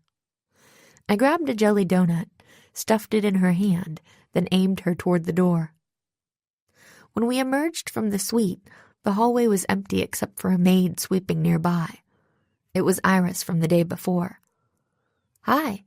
I smiled at her as we passed. "Excuse us." "Guess she must be assigned to Tobias's cabin, like Max is to ours," Bess whispered as we hurried around the corner. "Yeah," I grimaced. "Poor thing." I forgot about the maid as I led the way toward the elevators. "Where are we going?" George asked, sounding marginally more awake as she finished the last bite of donut and licked jelly and powdered sugar off her fingers. "Becca's office," I replied. "I'm hoping it's still early enough to catch her there. I want to finish our talk and maybe get a look at that threatening email she got before the cruise. I know it's a stretch, but I might be able to tell if it was written by the same person who left me that note yesterday." But when we knocked on Becca's door, there was no answer. I texted her and got a reply back within a minute or two. "Where is she?" Bess asked as I scanned the message. "She's hosting some kind of VIP breakfast reception," I said with a sigh.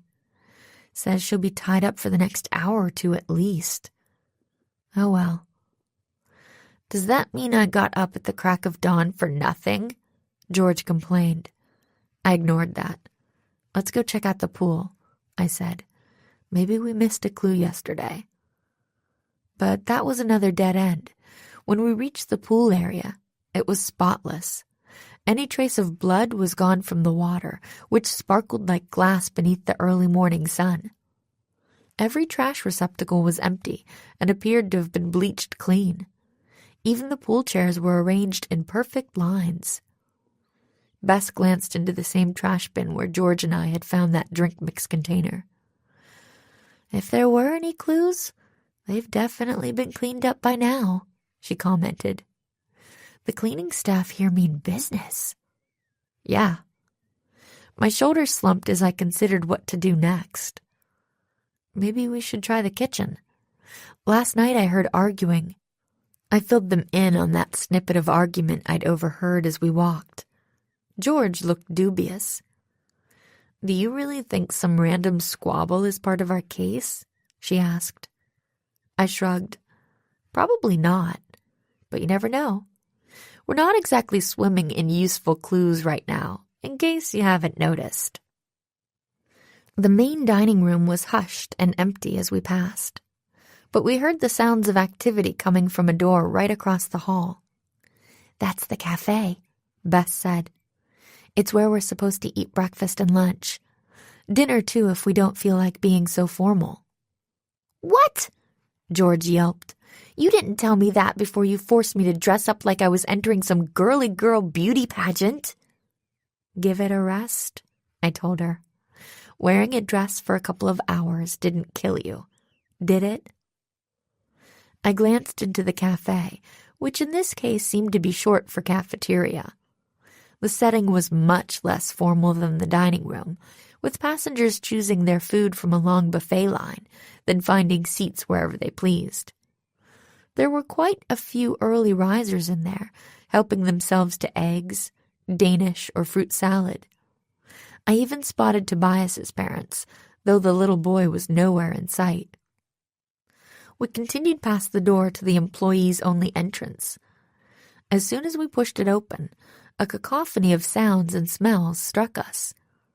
The sizzle of butter, the smell of bacon and eggs, the shouts of a dozen or more kitchen workers asking for more pancake batter or whatever. The hustle and bustle was a stark contrast to the serene peace of most of the ship. "Now what?" George murmured in my ear. "Someone's going to notice us and kick us out soon." I hardly heard her. I'd just spotted a familiar face. It was Mr. Hawaiian Shirt. Today's shirt bore a different raucous pattern from yesterday's, but otherwise he looked exactly the same. He was leaning against a stainless steel countertop, stroking his mustache with one finger as he talked to a couple of young kitchen workers washing dishes nearby. That was kind of weird. The first time we'd encountered him, he'd acted as if he didn't know his way around the ship. And last night he'd been sitting in the dining room like just any other guest. Could he actually be some kind of supervisor or something? He didn't exactly dress like the rest of the crew, but years of amateur sleuthing had taught me to assume nothing. "Excuse me," I said, stepping over to him. "Do you work here?" He blinked at me. "Oh, hello again," he said. "No, I don't work here. I just came back here to thank these hard-working people for their efforts and let them know it's appreciated by someone." He waved one meaty hand to indicate the kitchen staff, though the workers nearby had turned away and seemed to be pointedly ignoring him. "Now, if you'll excuse me, I need some coffee." Pushing past us, he hurried out of the kitchen. Bess stared after him. "That was kind of a strange answer," she said. George shrugged. "He seems like kind of a strange guy." I tapped the nearest worker on the shoulder. "Hi," I said. "I don't mean to bother you, but I wonder if I could ask you a few questions." The worker, a short, swarthy man with intelligent dark eyes, shrugged. "I'm sorry, miss," he said with a shy smile. "Guests should not be back here." "I know. This'll just take a moment." I made my smile as ingratiating as possible. "I was just wondering if there's been any trouble around here lately. In the kitchen, I mean? Anybody not getting along?"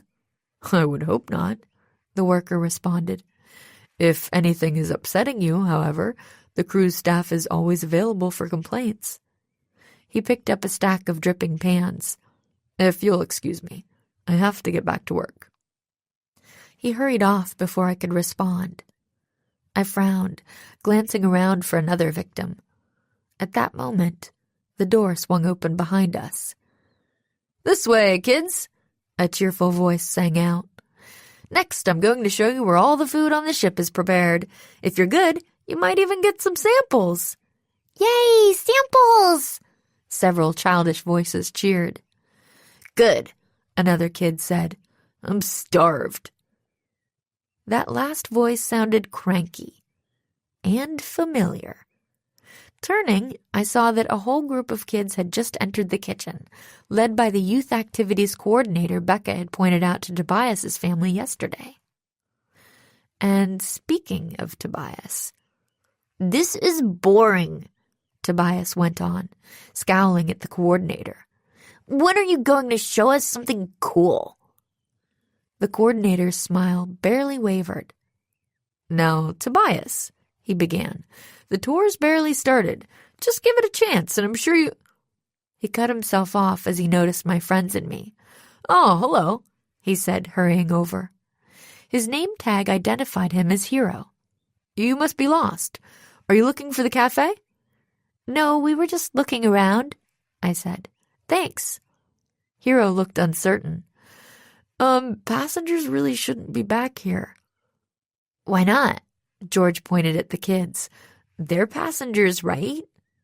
Yes, Hero said, but they're only here as part of the exclusive backstage tour of the ship. We're going to see everything, a little girl spoke up eagerly. Even the engine. Hero smiled at her. That's right, Maria, he said. Then he turned back to us. There's a similar tour for adults. I think it's the day after tomorrow. If you're interested, all you have to do is let someone from the cruise staff know. Okay, maybe we will, Bess said. Come on, girls, let's move on. George and I followed her into the hall. Okay, smelling all that food cooking made me hungry, George said. What say we hit up that cafe? I'm not much good at sleuthing on an empty stomach. Take it easy, George, I said. Just because it's all you can eat, that doesn't mean you have to try to eat it all. George looked up from her fourth helping of scrambled eggs. Bess and I had finished eating a good 20 minutes ago, but George seemed to be a bottomless pit. I'm almost done, she mumbled through a mouthful of toast. Bess checked her watch. I should check in with Alan, she says. I just realized it's been like an hour and a half since we left the suite. He's probably wondering where we are. She pulled out her phone. I'm surprised he hasn't been calling or texting me.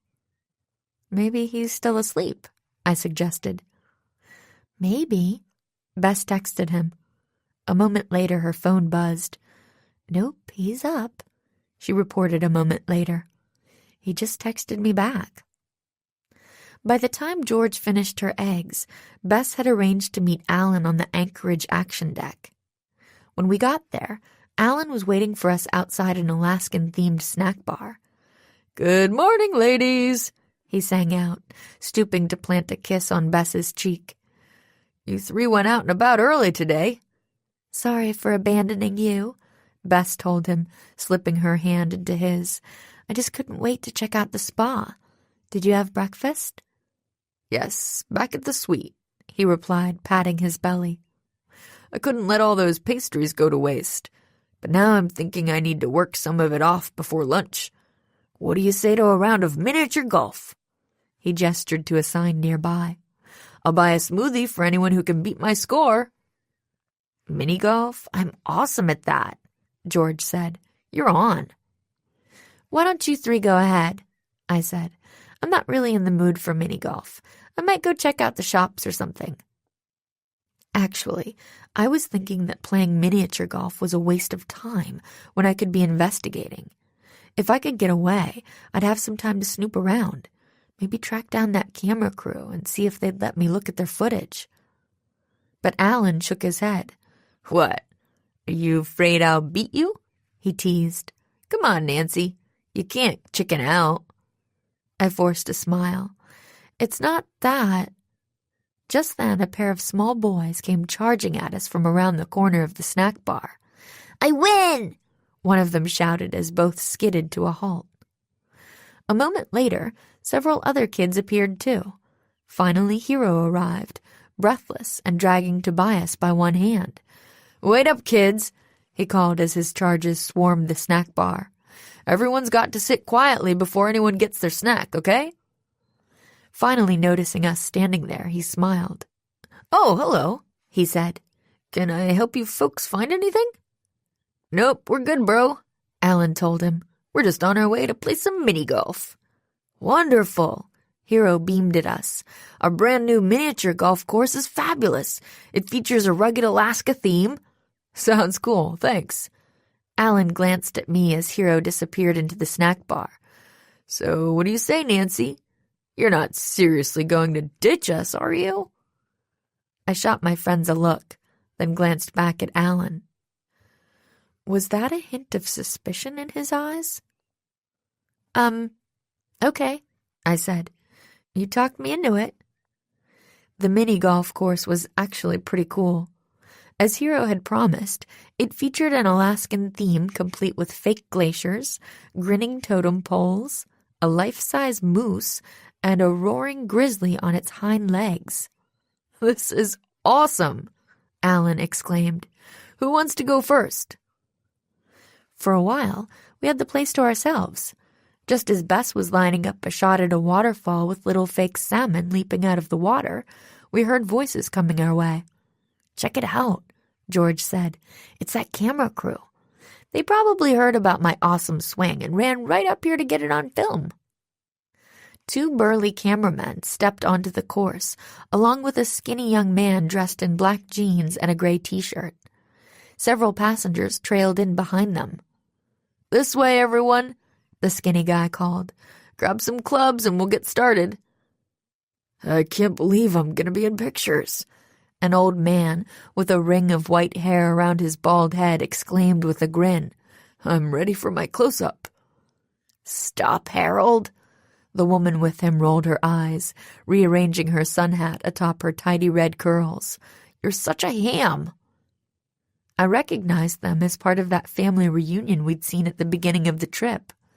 The group had been hard to miss at dinner last night, taking up 3 tables all on their own. The thin young man spotted my friends and me and hurried over. "Good morning," he said. "I'm Claude, the director of the film crew."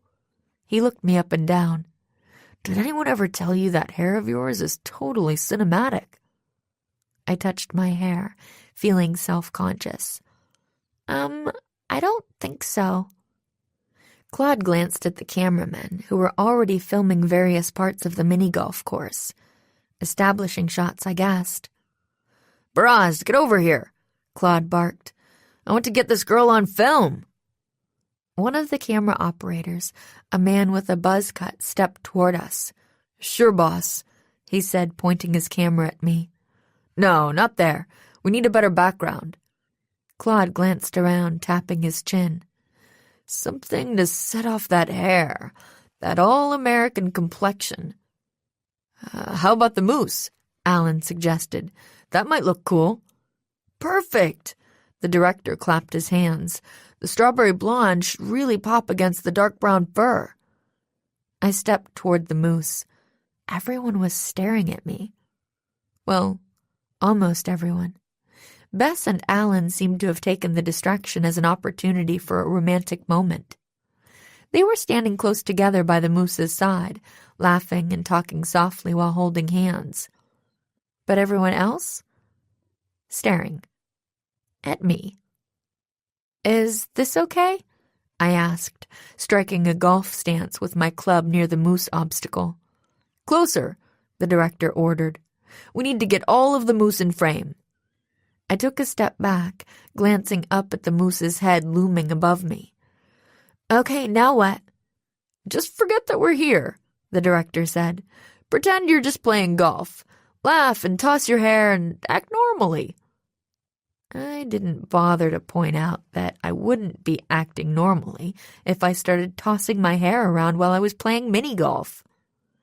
I quickly lined up my shot on the green, aiming for the hole directly underneath the towering moose. Just as I was about to swing, I sensed something. Movement right above me. Acting on instinct, I dropped my club and jumped back. A split second later, one of the fake moose's huge antlers came crashing down, right where I'd just been standing. Chapter 6. Animal Instincts. "Nancy!" Bess cried. "Are you okay?" "Yes. No." I glanced down at my left arm, realizing that it was hurting. There was a trickle of blood on my forearm. Sort of. By now, George, Claude, and various others had reached me too. "Stand back, please," Claude ordered. "She is injured." "Oh dear," one of the older ladies watching exclaimed. "Shall we call the medic?" the old man called out. "Of course we should, Harold," his wife said. "Don't be such an old fool." Just then, a young man in a superstar uniform elbowed his way to the front of the crowd. It was Mike, the employee who'd helped us pick out our clubs. Hero, the youth coordinator, was right behind him. "What happened?" Mike asked. "You're bleeding." "I'll call a medic." Hero whipped out his cell phone. "No, I'm okay." I took a deep breath, willing my heartbeat to return to normal. Then I glanced at my arm. "It's just a scrape, see? The edge of the antler must have caught me on its way down." George frowned and glanced at the moose. How'd that happen anyway? She wondered. Grabbing the moose's nose, she swung her leg up onto its knee and started climbing. "Miss, get down from here," Mike warned. "Please, the medic will be here shortly." "I told you, I'm fine," I insisted. "I don't need a medic." George let out a cry. "Check this out!" she exclaimed. She'd climbed higher and was straddling the moose's neck by now. "It looks like someone loosened the screws that were holding that antler in place. All it would take is for someone to touch the moose, and bam, down it would come." Bess went white. "Oh no," she cried. "It was me. I leaned back against the moose's side to get a better view of Nancy. It's all my fault." "Don't be silly." I grabbed her hand and squeezed it. "You had no way of knowing those screws were loose. Anyway, I'm fine." Mike looked troubled. "This mini-golf course is brand new," he said. "Someone must have forgotten to tighten those screws when they were putting everything together during setup." Hero bit his lip and clapped his hands sharply. "Please, step away from the obstacles, everyone," he called out. "We'll have to check them all for safety before the course can reopen. This was just an unfortunate accident, but we're taking care of it." An accident? I wasn't so sure. From what I could tell, it seemed to fit the pattern of sabotage so far. "And I'm a target again," a little voice in my head added. I shook off the thought. Accident or not, there was no way the saboteur could have known I'd be the one standing beneath the moose. Was there? Suddenly nervous, I glanced around. 2 more employees had appeared and were busy herding Harold, his wife, and the other onlookers over toward the snack bar. Bess still looked distraught as she stared up at my arm. Alan was next to her, murmuring into her ear. Most of the others were watching George climb down from the moose, including one of the cameramen who was filming it. My eyes widened as I remembered the cameras. The whole incident had been caught on tape. This could be the break we needed. I glanced around. "Where's the other camera guy? Barrage?" I asked Claude. "We should look at the footage he got and see if we can tell what happened." Claude glanced around too. "Looks like Barrage has disappeared." He frowned and muttered, "Again." The other cameraman heard us and stepped forward. "I might have something," he offered. "The moose was in the background of what I was filming. See?" He held out the camera so Claude and I could see its little playback screen. George, Bess, Alan, Mike, and Hero huddled behind me, peering over my shoulders. The playback focused on Bess and Alan. It was obvious that the cameraman had been going for a cute, romantic human interest scene of the 2 of them. They were standing to one side of the moose, laughing and flirting. I was barely visible in one corner, first standing there stiffly, then shuffling closer to the moose and lining up my shot. "No!" Bess exclaimed as she watched Alan put his arm around her on the monitor, the 2 of them leaning back against the moose's furry side to watch my shot. "See? It really was my fault." "Our fault?" Alan glanced at me. "We're so sorry, Nancy." I waved him off, focusing on the monitor. "Can you play it again?" I asked the camera operator. But it was no use. The accident was visible in the background, but it was a pretty awkward angle, and we couldn't see much more than we already knew. The only thing the footage confirmed was that nobody else had been close enough to tamper with the moose. As the second playback ended, my phone buzzed. I glanced at it and saw a text from Becca. "Something else just happened," she wrote. "Going to check it out. We'll update soon." The medic, a brisk woman in her 30s, appeared at that moment. "Step aside, please," she ordered. "Let's have a look." She was still examining my arm when Becca rushed in, breathless and pink-cheeked. "Nancy!" she exclaimed when she saw me. I smiled weakly as we both realized at the same time that I was the something else she'd just texted me about. One of the employees must have called her. "I'm okay," I told her. I waved a hand at the medic. "This is just a precaution." Becca nodded, though she didn't seem to be focused on me anymore. She was staring at Hero, who was kneeling down to examine the fallen antler. There was a strange expression on Becca's face, one I couldn't quite figure out. What did that mean? Before I could pull her aside to ask, Marcello arrived on the scene. "Well now," he exclaimed in his jovial voice, "what do we have here? Attacking mooses? Or is it Mises?" He chuckled. "I can never remember which it is." He came over and put a hand on my shoulder. "How is she, Doc?" he asked the medic. "She'll be fine," the woman replied. "But I'd better take her to the clinic and clean that scrape." "It's okay," I said. "I have a Band-Aid back in the suite." Just then, Tobias stomped in, pushing past an employee who tried to stop him. "Hey!" he shouted.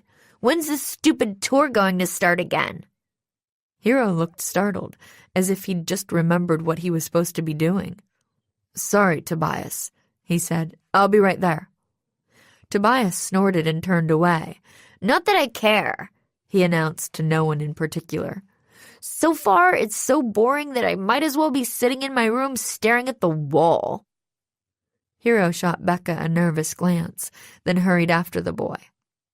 Suddenly, Becca's strange look earlier made more sense. I guessed that as assistant cruise director, she was probably Hero's direct supervisor. He had to feel embarrassed about getting caught abandoning his young charges, even given the unusual circumstances. "You'll like this next part, Tobias," Hero called out. "We're going to meet Captain Peterson and see all the computers and other high-tech stuff in the control room. Won't that be cool? I heard you're a real computer whiz." His voice faded as he disappeared around the corner. Meanwhile, the medic poked me in the shoulder. "Come," she said. "We're going to the clinic. No arguing."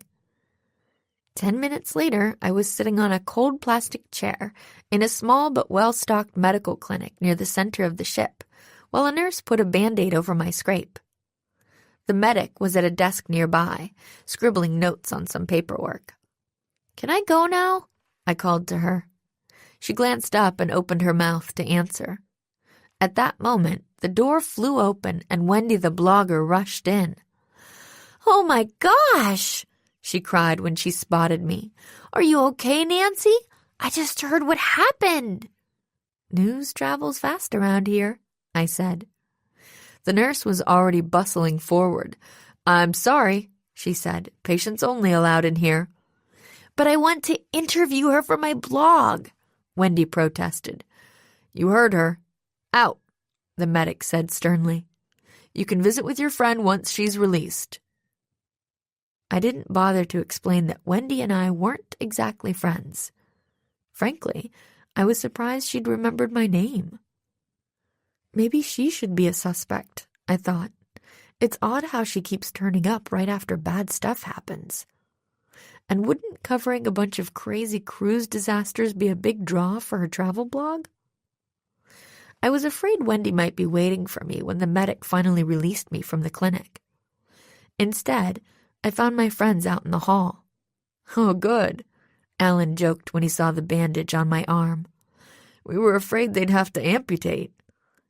"Very funny," I said with a smile, and a flash of guilt for wishing he wasn't there. I really wanted to talk to Bess and George about my new Wendy theory. But that didn't seem likely to happen anytime soon. It was lunchtime by now, and Alan dragged us off toward the cafe. "I've heard the buffet on this ship is spectacular," he said. "It is," George told him. "At least breakfast was pretty amazing." "Yeah, and George would know. She ate most of it." Bess glanced at her cousin. "I can't believe you're ready for lunch already. Do you have a tapeworm or something?" George shrugged. "Must be the sea air." When we entered the cafe, at least half the tables were already occupied. More people were in the buffet line, helping themselves to the mountains of food piled there. I glanced around, spotting a few familiar faces in the crowd as my friends and I joined the line to grab trays. Vince and Lacey were huddled over a single plate of French fries. The ABCs were at a different table, chatting with some passengers I didn't recognize. Tobias and his parents had a table to themselves near the dessert section. "Look, there's Merc the Jerk again." Alan pointed toward the center of the room. "Think he'd give me an autograph?" Without waiting for an answer, he rushed off toward the table where the comedian was sitting. Merc was talking loudly, though I couldn't make out what he was saying from that distance. Whatever it was must have been funny, though, since the crowd gathered around him was laughing. I noticed that Wendy the blogger was among that crowd. So were a couple of cameramen who were filming the whole scene. George was looking that way, too. "There's a motive for you," she commented. "Huh?" I glanced at her as I grabbed a tray. "Merc," George said. "With Brock out of the picture, he's the headline entertainment on this cruise now. That's got to be a boost to his career, right? Especially if he's featured in all the ads and stuff." She gestured toward the cameraman. Bess reached for a roll. "That's true," she said. "But what about the pool incident and the other trouble? He'd have no motive for that stuff." "Or would he?" I said thoughtfully, jumping back again to my theory about Wendy the blogger. Could the same idea apply here? If this cruise becomes notorious enough, everyone will want to hear about it, and one place they'll look is online video sites. George nodded. "And voila, there's Merc," she said, pausing to grab a handful of potato chips off the buffet. "It kind of makes sense." "Only kind of." Bess still looked dubious. "I mean, Merc might not be A-list, but would he really risk his whole reputation like that?" I realized it was kind of unlikely, but there was no more time to discuss it. Alan was on his way back from Merc's table. "I couldn't even get close enough to ask," he reported, leaning past us to pick up a sandwich, which he set on Bess's tray. "I'll have to try again later." As we sat down and started eating, I was surprised to see the ship's captain making a beeline for our table. He was a handsome, broad-shouldered man of about 50. I'd seen him from a distance, but hadn't met him yet. "Good afternoon," he greeted us, his eyes flicking over the other three before settling on me. "I'm Captain Reese Peterson. I was hoping to find you here." His gaze wandered to the bandage on my forearm. "I heard about the, incident at the miniature golf course earlier." "Yeah," George said. "Nancy almost got killed by that vicious moose. That's probably worth a free shore meal in Ketchikan at least, huh?" Bess elbowed her cousin hard in the ribs. "She's just kidding," she told the captain with a smile. "Nancy's fine." "Yeah," I added. "It's just a flesh wound." I expected him to smile and move on, but he just stood there for a moment, shifting his weight from one foot to the other. The expression on his tanned, chiseled face was troubled. Good, he said after an awkward delay. Marcello tells me there were several ship personnel on the scene assisting you when he arrived. Do you happen to recall who they were? We just want to, commend them." "Yoo-hoo, Captain Peterson!" Just then Coral hurried over, all smiles. "Are you getting acquainted with our lovely young first-time cruisers?" The captain turned to smile and trade pleasantries with her, giving me the chance to shoot a perplexed glance at Bess and George.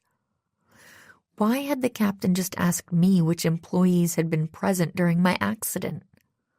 Could he be worried that one of them was involved? Was it possible that he knew who I really was and why I was there? Becca claimed that she was the only one on board who did.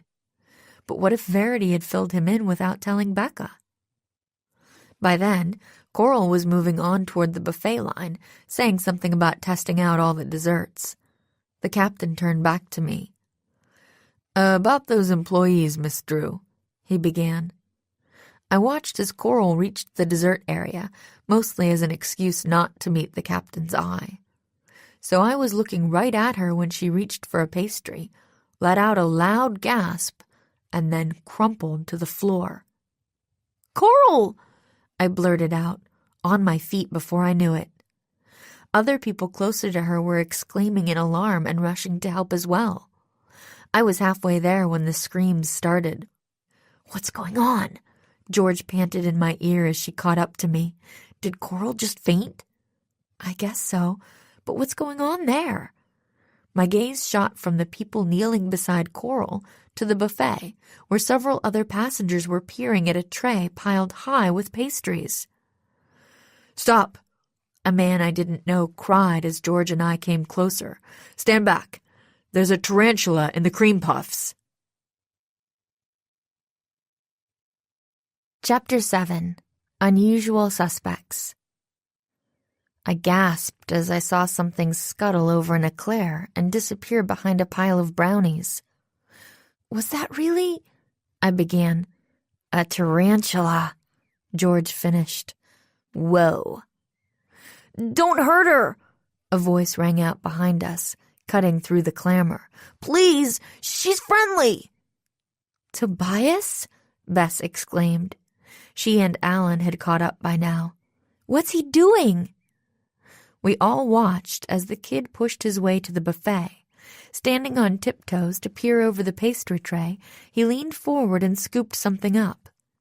When he turned around, we could all see a huge, hairy spider perched on his hand. "Tobias!"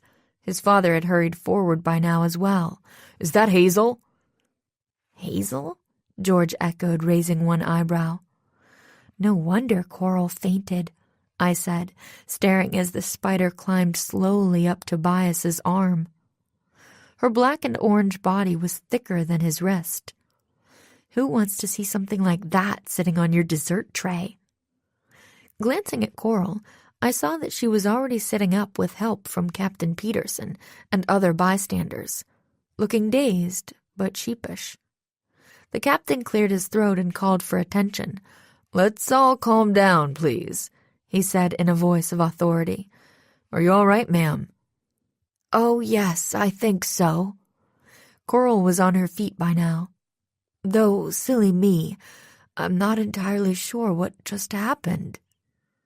"It's pretty clear what happened, I'm afraid," Tobias's father said grimly, grabbing his son by the shoulder.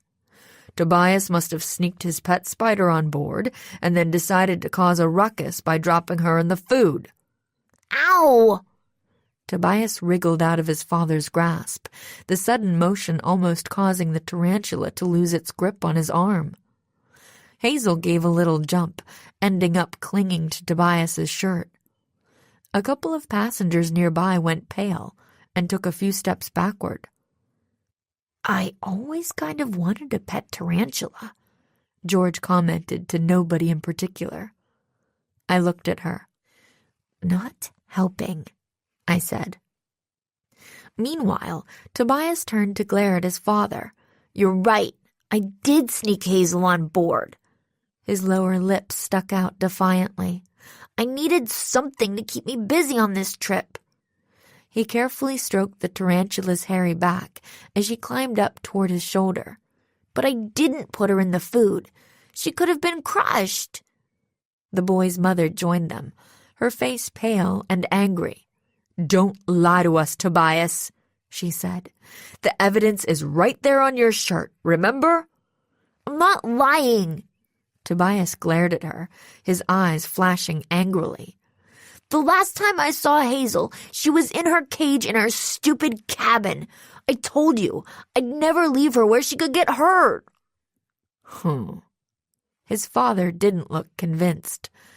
I think we'd better continue this discussion in our cabin. So sorry for the disruption, everyone. Stepping over to Coral, he put a hand on her arm. Special apologies to you, ma'am. I hope you're okay. Oh, I'm just fine. Coral smiled as brightly as ever, though she still looked pale. Alice and Babs took her by the arms and led her toward their table. Tobias was dragged off in the opposite direction by his parents, loudly proclaiming his innocence all the while. Captain Peterson watched them go, then squared his shoulders. All right, folks, show's over. Please go back to enjoying your meals. He glanced at several employees who were already busy clearing away the trays where the tarantula had been. Fresh desserts will be out shortly. He strode off toward the exit, seeming to forget that we hadn't finished our conversation. Good. I needed to talk to my friends about what had just happened. Wow, that was creepy, huh? Alan commented, slinging an arm over Bess's shoulders. Oops, I'd almost forgotten about him. Hey, Alan, I said as we walked back to our table. Seeing that spider made me feel a little shaky.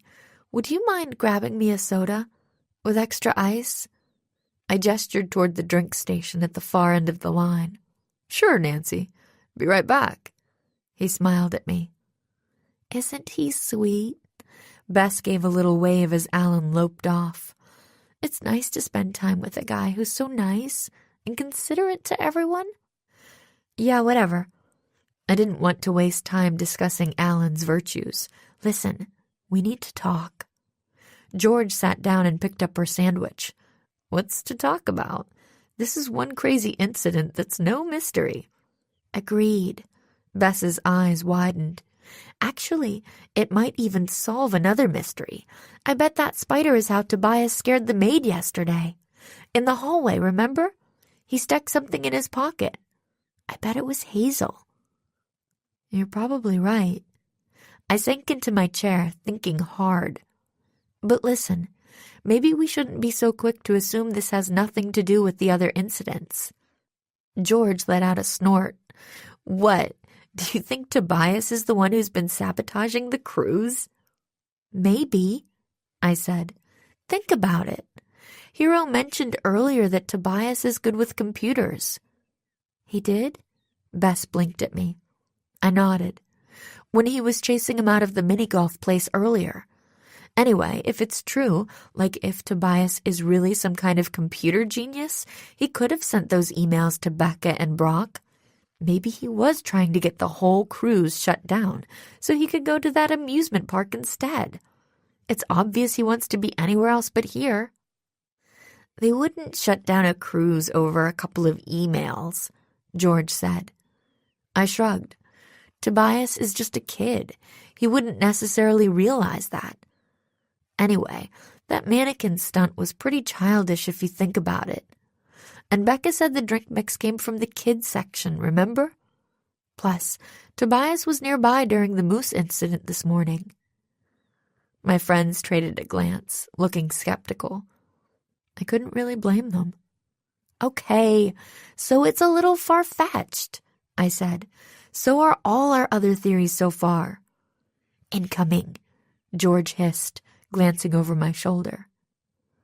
Alan was hurrying toward us, holding my glass of soda. I sighed, then pasted on a smile. Further discussion would have to wait. Come on, dude. Vince, the newlywed, grinned as he hung at the edge of the pool, his hair slicked back. We need one more guy for even teams. Alan sat up straight on his lounge chair. It was an hour after lunch, and he'd insisted we all change into our bathing suits and get some sun. I was itching to get away and do some investigating, but I hadn't found the right excuse yet. Volleyball, huh? Alan said, glancing from Vince to the 4 other guys of various ages out in the pool. I'm not bad at that, if I do say so myself. A few members of the film crew were nearby, getting shots of passengers enjoying the pool. One of the cameramen came closer, his lens trained on Alan and Vince. "Go on, man," he called. "This could be great stuff for the ads." Another cameraman was filming the guys in the pool. He glanced over his shoulder at Alan. "You guys will be superstars," he joked. I peered at him over my sunglasses. It was Barrage, the one who'd disappeared so abruptly yesterday. "Okay, how can I say no to that?" Alan peeled off his t-shirt and stood up, tugging at the waistband of his swim trunks. "Have fun," Bess said, glancing up from her fashion magazine. Alan grinned, dropped a quick kiss on top of her head, then cannonballed into the pool to loud cheers from the other guys. I sat up, dropped the book I'd been pretending to read, and scooted my lounge chair a little closer to my friends. It was a gorgeous afternoon, and the pool was busy, but none of the other sunbathers were close enough to overhear us. "Okay, where were we?" I said briskly. George looked up from her laptop with a smirk. "You were trying to convince us that an 8-year-old is some kind of criminal mastermind," she joked. I smiled. "Okay, I already admitted that one's a little bit of a stretch," I reminded her. "So let's come up with some other ideas." I'd spent the past half hour stewing over the case while pretending to read my book, so I was ready. I'm thinking we shouldn't focus too much on motives right now. It's just too random. Instead, let's think about opportunity. Who could have done the things that have happened so far? "Just about anyone on the ship," George shrugged. "I mean, we're all stuck in this floating tin can together. Equal opportunity." "Not really." Bess looked thoughtful. "There weren't that many people around the mini-golf place this morning. If the bolts on that antler were loose enough to let go just because Alan and I leaned back against the moose's side, it probably couldn't have been that way for long. Right?" Good point. I thought back to the incident. Actually, I did notice something weird right after it happened. "What, Tobias sneaking around with a monkey wrench?" George teased. "No, it was when Becca arrived on the scene." Bess cocked an eyebrow. "Hang on, you're not suspecting Becca, are you?" I shook my head. It's just that I noticed her giving Hero a really funny look when she spotted him there. "Hero? You mean that kitty wrangler guy?" George tugged at the strap of her one-piece swimsuit. "Come to think of it, he totally encouraged us to check out the mini-golf, remember?" She grinned. "Hey, while we're at it, playing mini-golf was all Alan's idea. Maybe he did it." Bess gave her a sour look. "Very funny." Then she glanced back at me. "I do remember Hero being nearby with the kids when we got there.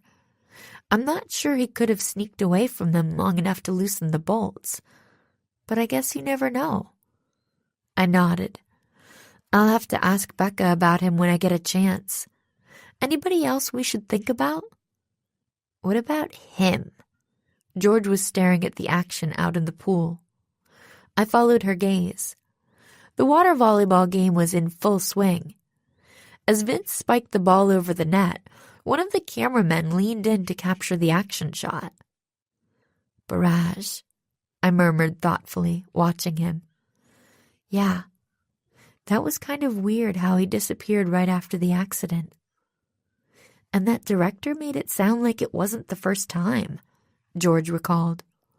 "What if he was off tossing his monkey wrench overboard?"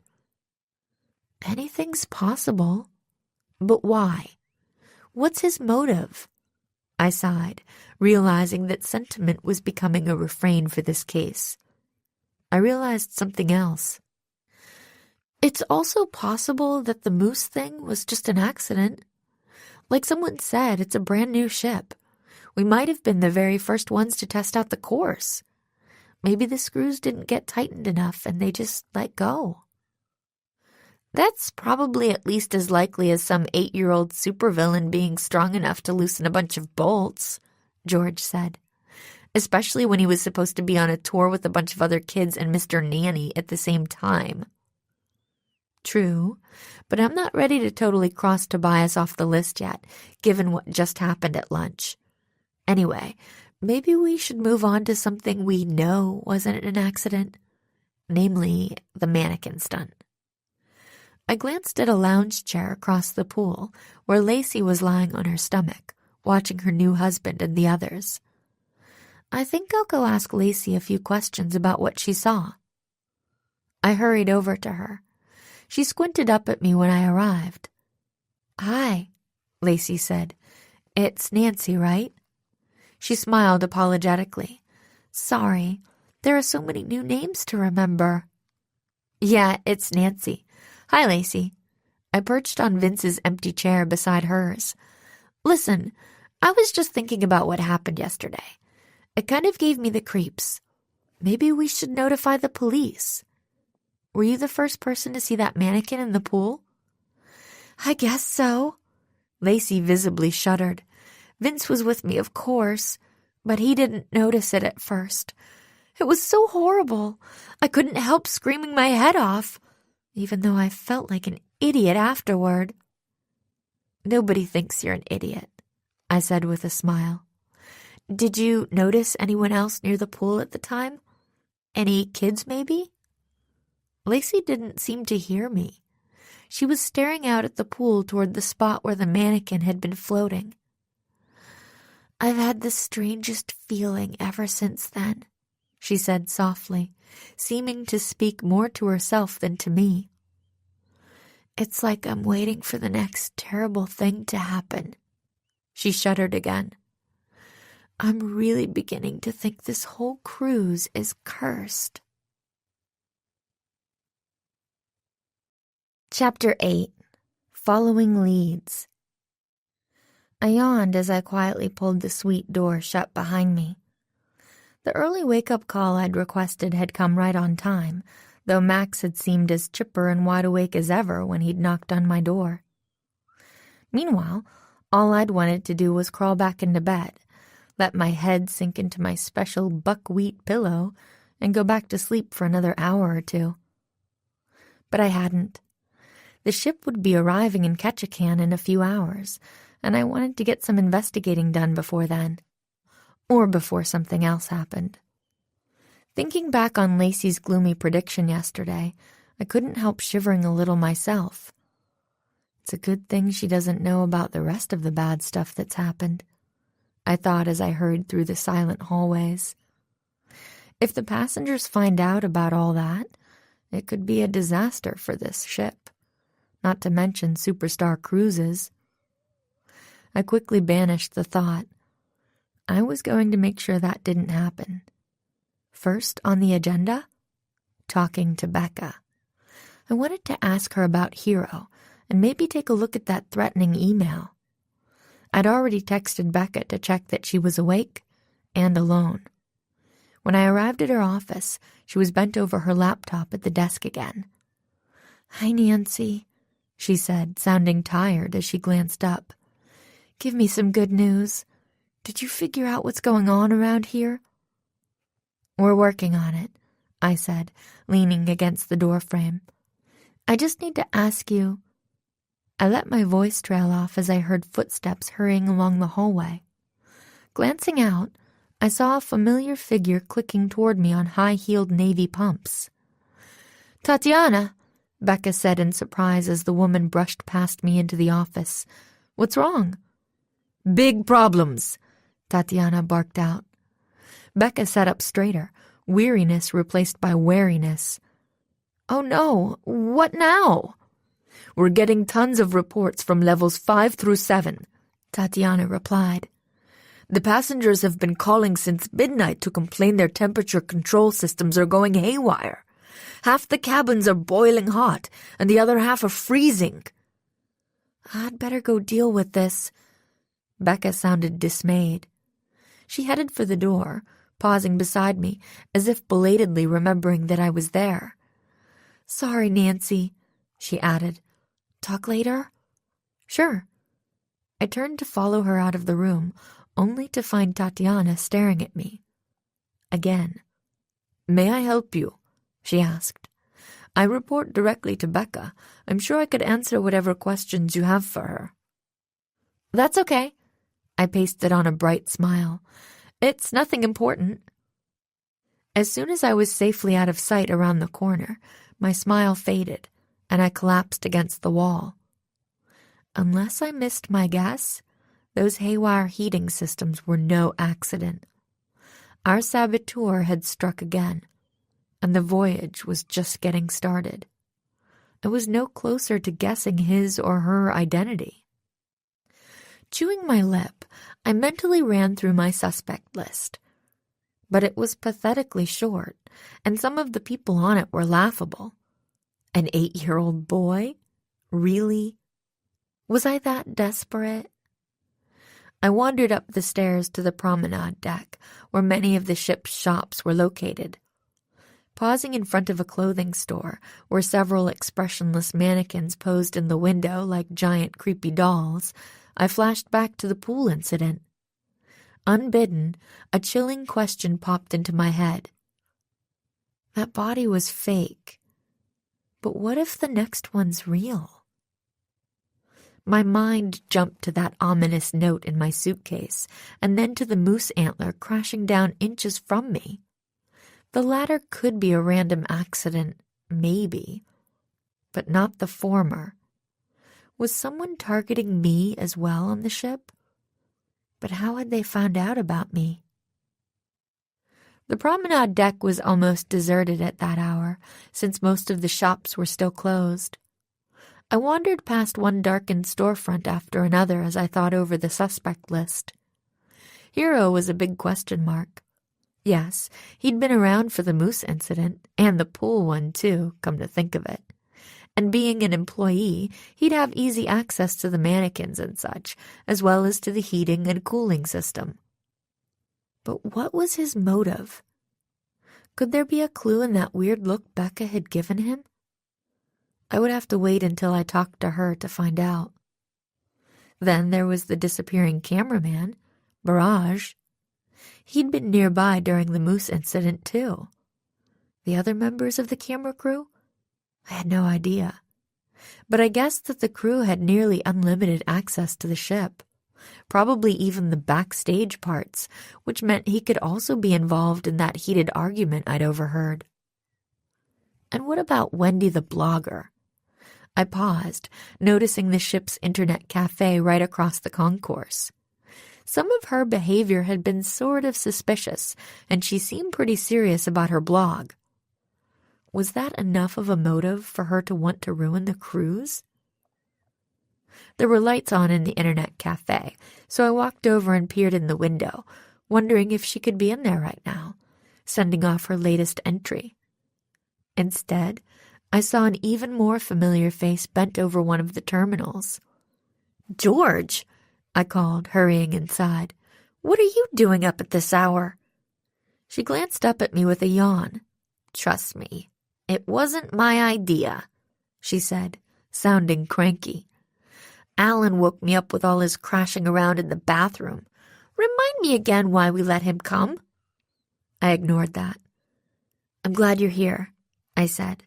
"Feel like taking a peek at our favorite travel blogger's work?" "You mean Wendy the weirdo? Sure." George's fingers flew over the keyboard. Within seconds, Wendy's Wanderings was up on the screen. The blog's top entry was titled, "Terror on the High Seas." "Uh-oh," I said, shoving George aside so I could perch on the chair with her. "That doesn't sound good." I leaned forward to read. It turned out to be a funny entry about the tarantula incident. Wendy had even done some research, discovering that Tobias and his parents lived in Vancouver, which was why Hazel hadn't been confiscated by customs agents, or noticed at all until yesterday. The boy had hidden the spider's cage in his suitcase, and Hazel herself in his pocket as they boarded, then kept her presence a secret from his parents, until she'd appeared at the buffet, telling them he'd left her with a school friend for safekeeping. The way Wendy told it, the whole thing came across as a humorous episode. "She's actually not a bad writer," George said as she read. "Yeah." I scrolled down, checking out the next latest few entries. There were about half a dozen so far about the cruise, mostly short ones describing the food, entertainment, and lodgings. But there was one more that caught my attention. Blood, sort of, in the water. "Hey, she wrote about the pool thing," George said as she spotted it too. "Wow, she even got a picture of the lifeguard dragging the mannequin out of the water." She leaned closer, peering at the photo. "The blood looks a lot more lifelike in the picture." I nodded as I scanned through the entry. This one read more like a news report, describing what had happened and saying that ship employees claimed it was a prank. I winced when I read the last few lines. But seeing a dead body in the pool, even a fake one, isn't the best way to start a relaxing cruise to glacier country. More like an epic fail, actually. Is it enough to sink this brand new cruise line before it leaves the harbor? Only time will tell. George pointed to the bottom of the entry. "She got a bunch of comments on this one," she said. "That means a lot of people read it." That could be our motive right there. It's pretty suspicious that she happened to be close enough to get photos before they shooed everyone away. George scrolled back up. "Let's see if we can find out more about our happy blogger." But the About Me section of the blog didn't have much information. It just gave Wendy's name and age and mentioned that she lived in Seattle when she wasn't traveling the world in search of the next adventure. "Should I run a web search, see if I can find out more about her?" George suggested. I was about to tell her to go ahead when my phone buzzed. It was Bess. "Are you with George? We're saving seats for you two at breakfast," she said. In the background, I could hear Alan chatting with someone, though I couldn't tell who. "You'd better hurry up. We don't have much time to eat before we dock in Ketchikan." "Drat," I muttered as I hung up. "I guess more research will have to wait." We found Bess and Alan sitting with Vince and Lacey in the cafe. "There you are," Vince greeted us with a smile. "Your friends were worried that you'd fallen overboard or something." "Nothing that drastic, just taking a walk." I sat down and smiled politely at Vince and Lacey. "So, are you guys looking forward to Ketchikan?" Lacey glanced up from buttering her toast. "Oh, we're not going ashore," she said. "We decided to skip Ketchikan and stay on the ship." "Really? Why?" George asked. "I'm not really in the mood for sightseeing," Lacey said softly, shooting a look at her husband. Vince explained. "She's still a little shaken up over what happened the other day. We figured we'd just hang out on the ship, have a quiet day on our own while everyone else is away." I was a little surprised, since this was Alaska after all. But this was their honeymoon, and it was no wonder that the brand new husband and wife might want to spend some private time together, rather than surrounded by a bunch of strangers with nowhere to really get away. I was feeling some of that myself, actually. Maybe I should stay on the ship, too, I thought as I chewed the bagel I'd grabbed from the buffet. That would give me a chance to investigate without having to dodge Alan or make small talk with random other passengers or whatever. I might even find a moment to sit down with Becca and really talk about the case without being interrupted every 2 seconds. It was a tempting thought, but I wasn't sure it was worth the trouble. How would I explain to Alan why I wasn't going ashore? It was probably too late to fake an illness. Besides, most of the trouble so far had been very public. If the saboteur was going to strike again, it seemed more likely to happen where the passengers were than where they weren't. In other words, if there was any action today, it was probably going to happen in Ketchikan, and I didn't want to miss it.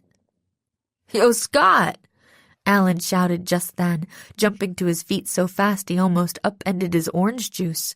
He waved his arms vigorously. "Over here, bro!" I glanced over and saw the shore excursion specialist we'd met on the first day. He was carrying a clipboard and a stack of envelopes. "Hi," he said when he reached our table. "Everyone ready for some big fun in Ketchikan today?" He shuffled through the envelopes. "Alan, I got your message. You four are signed up for the deluxe town tour, followed by the lumberjack show, and then a float plane ride to the misty fjords." "What?" George looked up from her French toast. Wait, what?" I couldn't have said it better myself. "You signed us up for all that stuff?" I asked Alan. "When were you planning to fill us in?" Alan grinned. "You're welcome," he said. "Some of these shore excursions fill up early, you know. You girls have been so busy running off getting facials and stuff that I was afraid we'd get shut out." "Oh." I traded a look with George and Bess. Being stuck in a bunch of structured tours and activities wasn't exactly the Ketchikan experience I'd had in mind. How was I supposed to check out our suspects that way? Unless they happened to have the exact same itinerary. "It's okay," Bess said, giving Alan's shoulder a squeeze. "We appreciate it, Alan. It'll be fun. Right, girls?" "I wanted to go kayaking," George grumbled. But seeing Bess's glare, she shrugged. "But whatever." Actually, I was thinking it would be fun to just wander around town on our own," I said. "From the tour books in our suite, it looks like there's a ton to see and it's all pretty close together.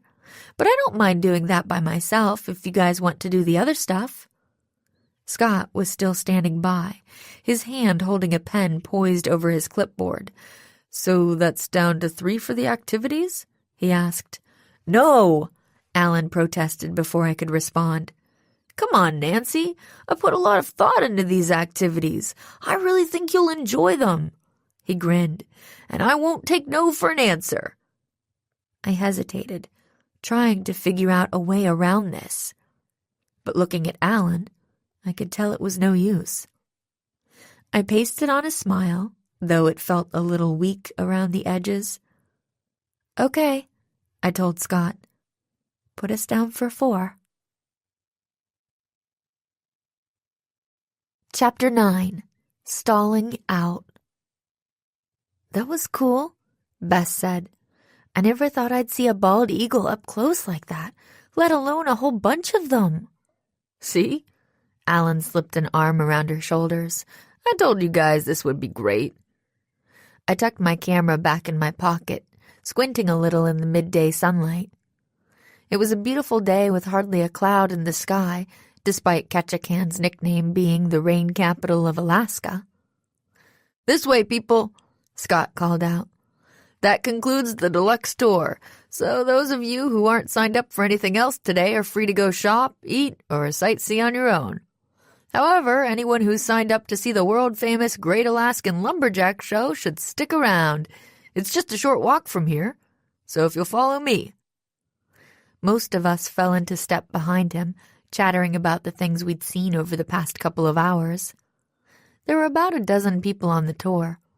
Unfortunately, none of our suspects were among them. The only people we'd known before the tour started were the ABCs. "I've heard this lumberjack show is a real hoot," Babs said, falling into step beside me. I nodded and smiled, though I was feeling distracted. Yes, the tour had been fun. We'd taken a carriage ride through the picturesque town, visited a salmon hatchery, and then toured a place where people took care of injured bald eagles and other wildlife. All that had sidetracked me from the case for a while, but now I was getting restless. When Babs turned to talk to Coral, I sidled away toward my friends. Bess and Alan were walking hand in hand, but George had slowed down to fiddle with her camera, so I was able to pull her aside. "We're wasting time here," I whispered. George glanced up. "What do you mean? Alan actually came through for once. That tour was cool." "I know, but I was really hoping to get a chance to check out some of our suspects today. like Wendy or maybe Tobias. Okay, but how would you find those people even if we did get away? George shrugged and glanced around. Open your eyes. Ketchikan is a mob scene. I saw her point. The Arctic Star wasn't the only cruise ship docked in Ketchikan at the moment. There were 2 other massive ships there, and their passengers were everywhere. Anyway, George went on with a grin, I hear this lumberjack show is pretty fun. Let's check it out, and then maybe we can duck out of the fjord thing afterward, okay? I sighed. It would have to do. Fine, I said. Lumberjacks it is. Soon we were all seated in the grandstand of the open-air arena where the lumberjack show would take place.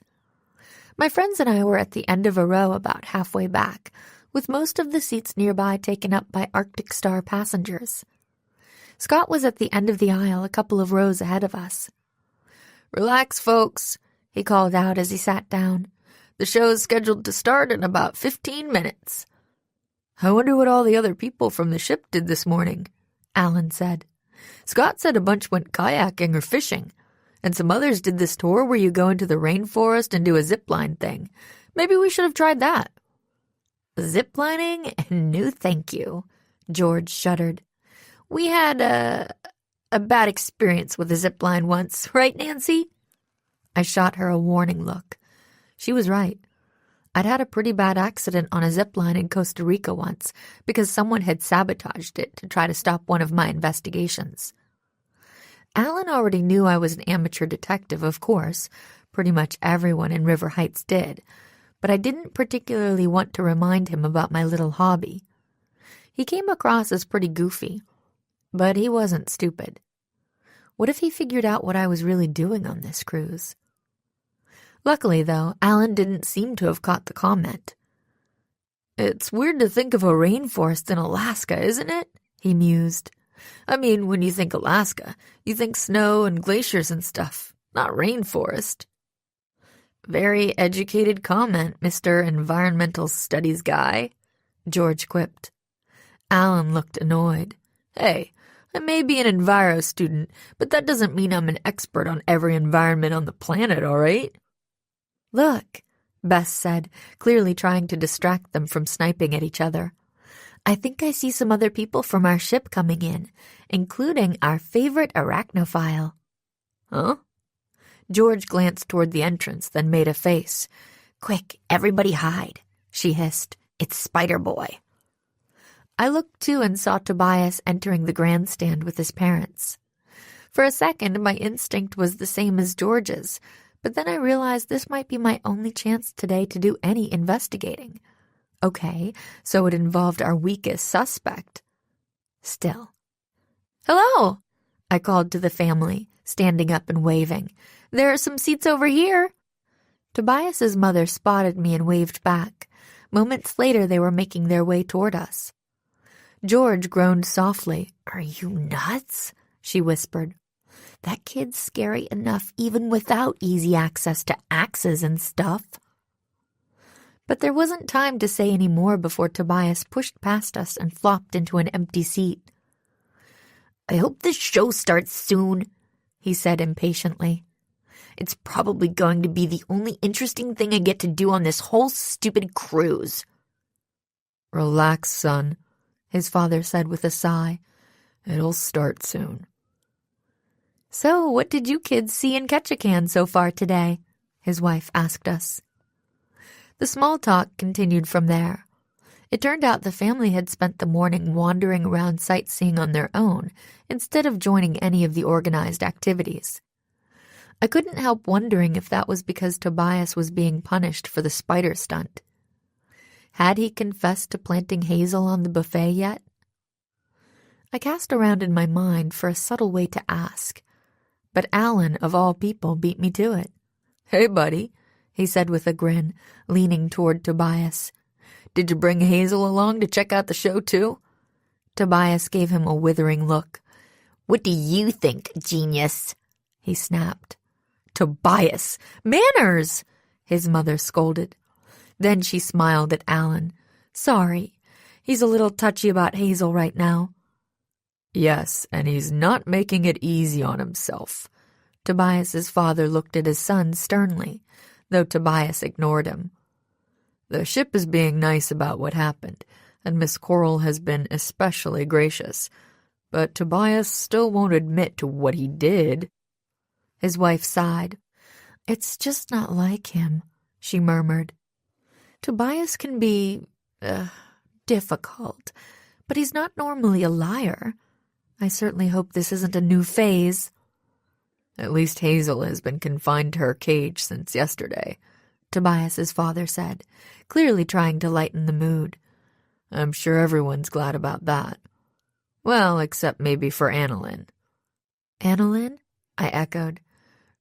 She's the maid for our cabin, Tobias's mother explained with a rueful smile. Lovely young girl from the Philippines. Poor thing, she probably wasn't expecting to see a tarantula sitting on the coffee table when she brought the clean towels in last night. Even one in a cage. My friends chuckled, but I frowned slightly. Wait, I said. I thought the maid for your cabin was named Iris. They probably have more than one, Bess said. Like us, remember? Our suite has Max plus the 2 maids. That's right, there are 2 cabin stewards for ours as well, Tobias's father said. Annalyn and a young man named John. Oh. Something about this was bothering me, though I wasn't sure what. So, the maid we saw, Iris... At that moment, Tobias leaped to his feet. Hey, look, there's seats right down in front, he blurted out loudly, interrupting me. He stomped on my toes as he raced for the aisle. Come on, let's go before someone takes them. Sorry, his father said breathlessly as he and his wife followed. It's okay, Bess said. Then she turned and smiled sweetly at Alan.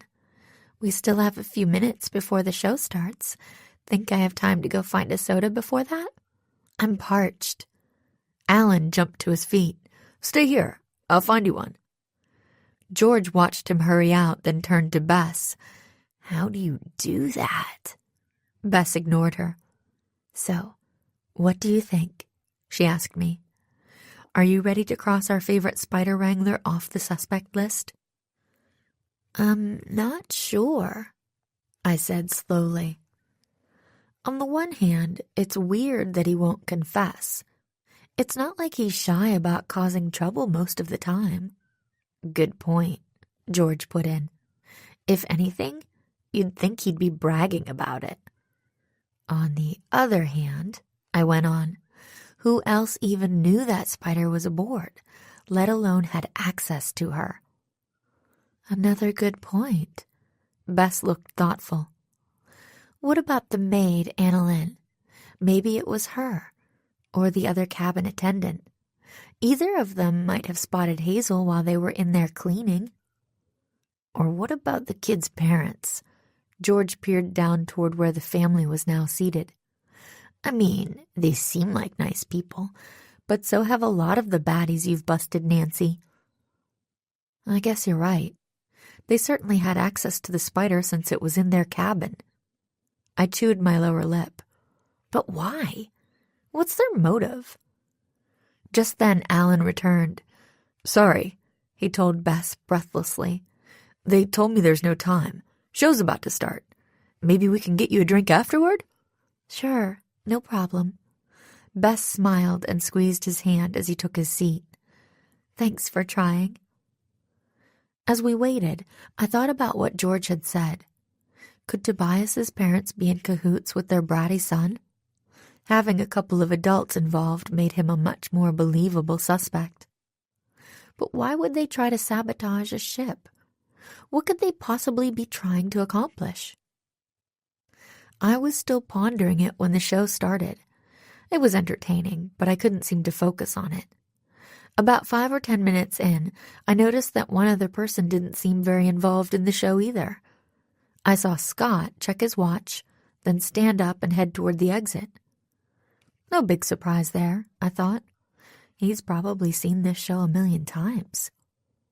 But his exit gave me an idea. "I'll be right back," I whispered to George, who was sitting beside me. "Bathroom break." She just nodded, not taking her eyes off the action. I made my way to the outside of the arena and glanced around, wondering where to start. The streets of Ketchikan were as crowded as ever, which wasn't going to make it easy to track down any of my suspects. If there was an internet cafe in town, maybe I could check to see if Wendy was hanging out there.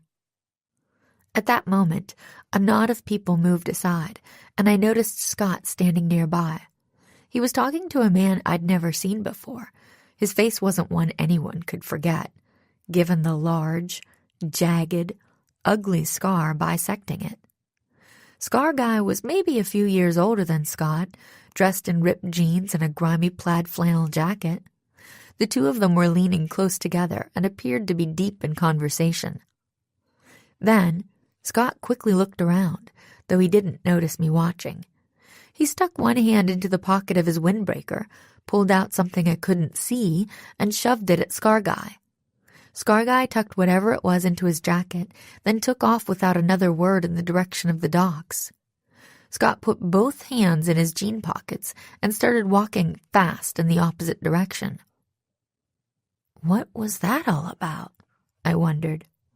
Something about what I'd just witnessed had set all my sleuthing instincts on high alert, though I wasn't sure why.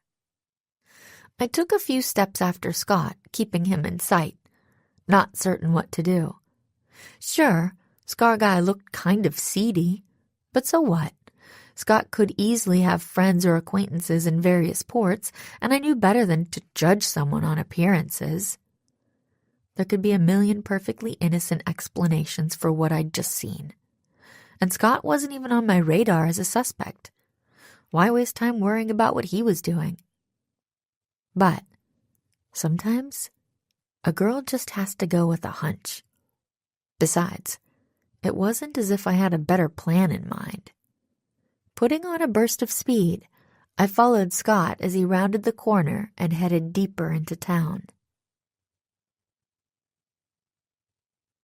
Chapter 10. Catch as Catch a Can. This is a waste of time, I thought as I ducked into a doorway. I'd already followed Scott for several blocks. Every so often he paused and glanced around, and I'd been careful to stay out of sight. It wasn't hard since we were still in the touristy part of town, and there were plenty of people around. Maybe if I was lucky I'd come across Wendy or one of my other suspects, and that would give me an excuse to give up this crazy idea of tailing Scott. The crowd thinned out a little as we turned to head off the street and up a short walkway toward a low-slung wooden building. I hung back until Scott disappeared inside, then hurried forward. A sign by the door identified the place as the Totem Heritage Center. Cool, I murmured as I saw several intricately carved faces grinning or scowling down at me from a tall totem pole near the building. But I wasn't here to sightsee. Pushing in through the door, I glanced around. It took a moment for my eyes to adjust to the dim lighting. The place was small, making the collection of towering totem poles seem even taller as they loomed up in the center of the room. There were a couple of older tourists wandering around, but I didn't see Scott anywhere. I wandered farther in, staring up at the poles. My footsteps echoed, seeming to bounce off the impassive totems. The place was cool, but a little creepy too. This is silly, I told myself. I'm sure Scott's just here scoping out this place to include on future tours or some other ship business like that. I should go. Maybe try to track down Wendy or something. But I couldn't help remembering how Scott had acted as he walked here, stopping every few minutes to look back as if he didn't want anyone to see where he was headed. If he was just going about his normal business, why would he act like that? Besides, I was already here. I might as well follow through. By now, the tourists had disappeared into the adjoining gift shop.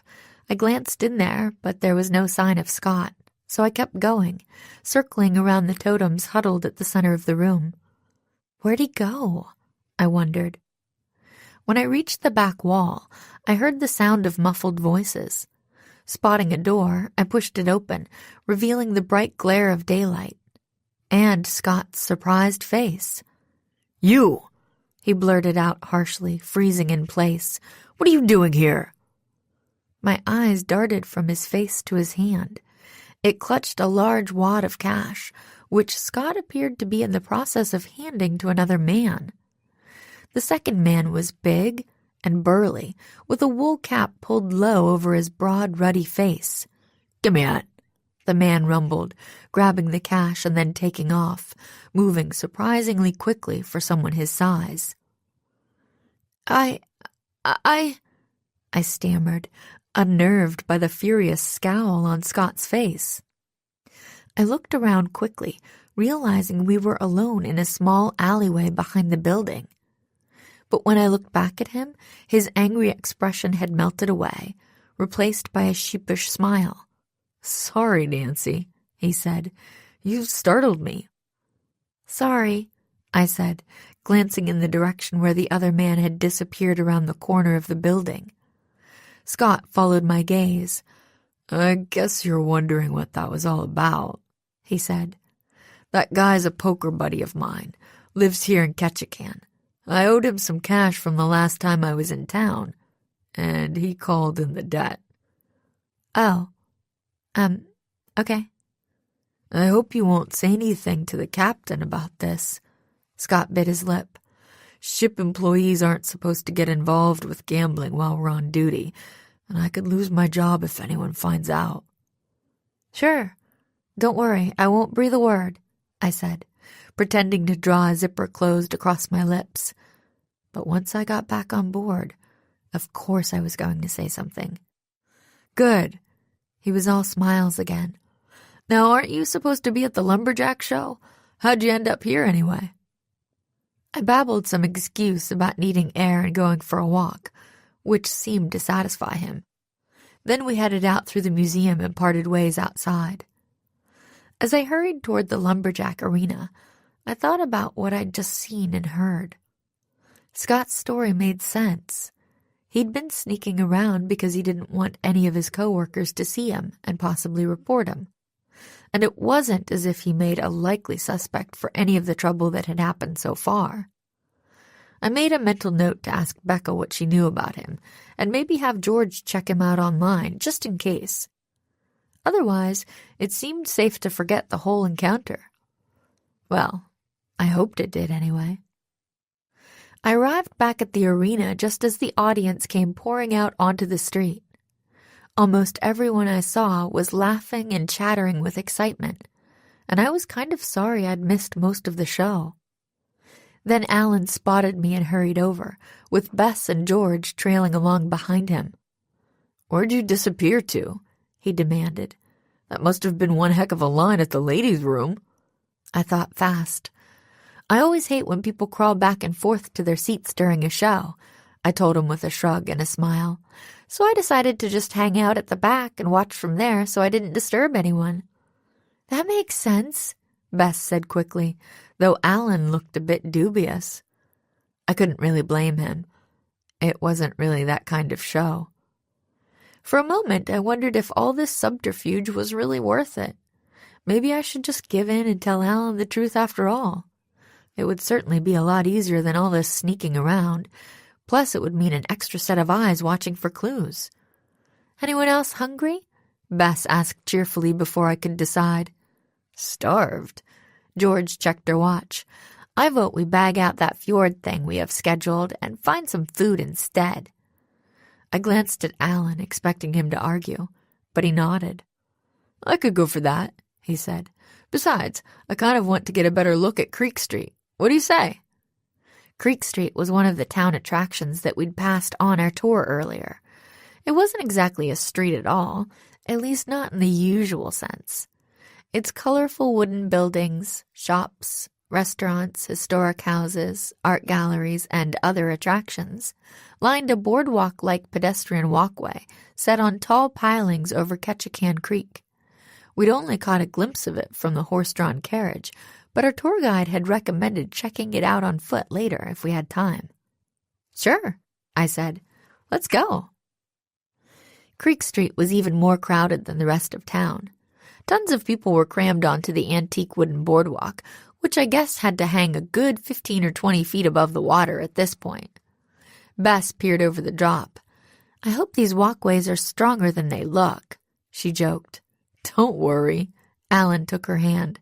"I'll keep you safe." She fluttered her eyelashes at him. "Why, thank you, kind sir." George groaned. "Is anyone else suddenly losing their appetite?" "Funny." Bess stuck her tongue out at her cousin. Then she glanced around, her eyes lighting up when she spotted an Alaskan-themed gift shop just ahead. "Hey, as long as we're here, I should do some souvenir shopping. The people back home will be expecting lots of trinkets. Let's start in there." She made a beeline for the store's entrance without waiting for an answer. George was right behind her, but Alan paused to glance back at me. "Coming, Nancy?" he asked. "You guys go ahead. I'll hang here and people watch," I said. "Just tell Bess to grab me some souvenirs if she sees anything good." I turned to gaze out over the railing as he headed after the others. Most of Creek Street was laid out on a gentle curve, following the creek's meandering course, and I had a pretty good view of the walkways farther along. I rested my elbows on the railing, enjoying the feel of the sun on my face, and idly watched for any sighting of Wendy, Tobias, or Barrage, while my mind returned to the case. Not that I had any new brainstorms. I felt as if we were going in circles, trying to match up suspects, motives, and most of all, opportunity. What did anyone on board have to gain? Sure, there was Wendy. It was possible that she was drumming up action and scandal so she could report it on her blog and attract more readers. But how did that motive fit in with the threat that had made Brock Walker cancel? She'd mentioned his absence in one of her blog entries, but only briefly. Then there was Tobias. He definitely had a motive. He'd made no secret of the fact that he didn't want to be on the ship. And of course, the tarantula incident almost had to be his doing, even if he wouldn't admit it. But I found it hard to believe he could have pulled off the pool incident so soon after arriving on the ship. And even if we threw his parents into the mix and assumed that they'd overheard me talking somehow, it seemed unlikely that any of them could have slipped that note into my suitcase. Or tampered with the heating and cooling systems on the lower decks, for that matter. And what about Hero? He'd been around for the mini-golf incident and fairly close by when the body had been discovered in the pool. And I was pretty sure that I hadn't imagined that weird look Becca had given him. If we assumed the spider thing was a red herring, he might have been able to pull off just about everything else.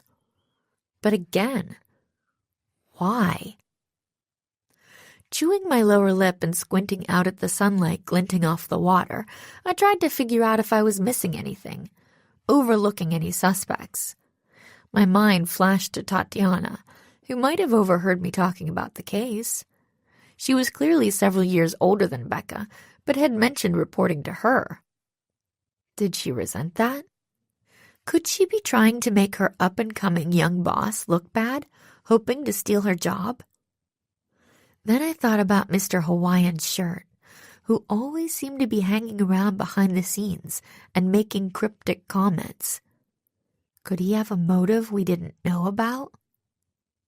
But no matter how I tried to reorder everything, shuffling and reshuffling suspects, motives, and clues, I just couldn't put it all together in a way that made sense. All I knew was that someone was causing all sorts of trouble for the Arctic Star, and I needed to figure out who and why before someone really got hurt. There was a sudden burst of activity behind me, and I glanced back just in time to see an ocean of red hair flooding my way. It was the family reunion group from the ship. The ABCs, who really did seem to know everything, had informed the table at dinner last night that the family's name was O'Malley, and that its members hailed from all over the country, and even overseas, and were more than 24 strong. I smiled as I watched a 4 or 5-year-old girl with bright red pigtails race eagerly toward the gift shop, where my friends had gone. "Mary, wait for me! You don't want to slip and fall in the water!" a woman shouted, hurrying after the little girl. She spotted me as she rushed past, and gave me a quick smile of recognition. "Oh, hello." "Hi," I said, though she was already gone. I squeezed back against the handrail, trying to stay out of the way as the rest of the group crowded past me, shouting and laughing, and clearly having a ball. Hearing a shriek from somewhere farther down the walkway, I glanced that way, hoping that little Mary hadn't gotten into trouble. I couldn't see her or her mother in the ever-shifting crowd, but just then I caught a sudden flurry of movement behind me, just at the corner of my eye. "Hey!" I blurted out as I felt something slam into the backs of my knees. My legs buckled, my feet went out from under me, and I went flying backward. I scrabbled for a hold, but it was too late. I felt my lower back bounce off the stiff wood of the railing, and then there was nothing but air between me and the ice-cold water rushing along, far below. "Help!" I shrieked. Splash. Chapter 11. Putting the Pieces Together. An hour later, my teeth finally stopped chattering. "Are you sure you're all right?" Bess bent closer, peering anxiously into my face. "I'll live," I assured her, running a hand over my damp hair. I glanced at Alan and smiled. But it's a really good thing I had our own personal lifeguard around to save me. Thanks again, Alan. My friends and I were back on the Arctic Star. I was lying on a pool chair on the Lido deck, letting the warm sun bake off the last of the bone-shivering chill of my unscheduled dip in the creek. Who knew water could be so cold in the middle of summer? It was a reminder that we really were in Alaska. "You're welcome." Alan shook his head. "I couldn't believe my eyes when I came out of that gift shop just in time to see you go flying over that railing." "Good thing you did," George grimaced, picking at a splinter on the lounge chair where she was sitting. Bess was ready to stay in there and shop till we all dropped, so it would have been a while before we even noticed Nancy was missing. And with all those crazy reunion redheads running amok, who knows if anyone would have heard her yelling from way down in the water. I shuddered as I realized, not for the first time over the past hour, how lucky I was not to be badly hurt. Or worse.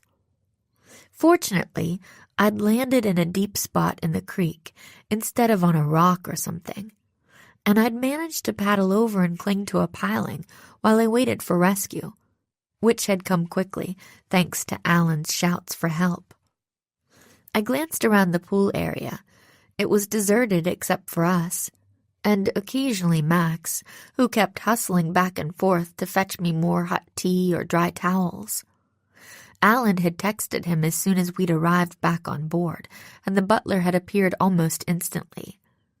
And I had George text Becca, telling her not to worry, that I was safe and sound.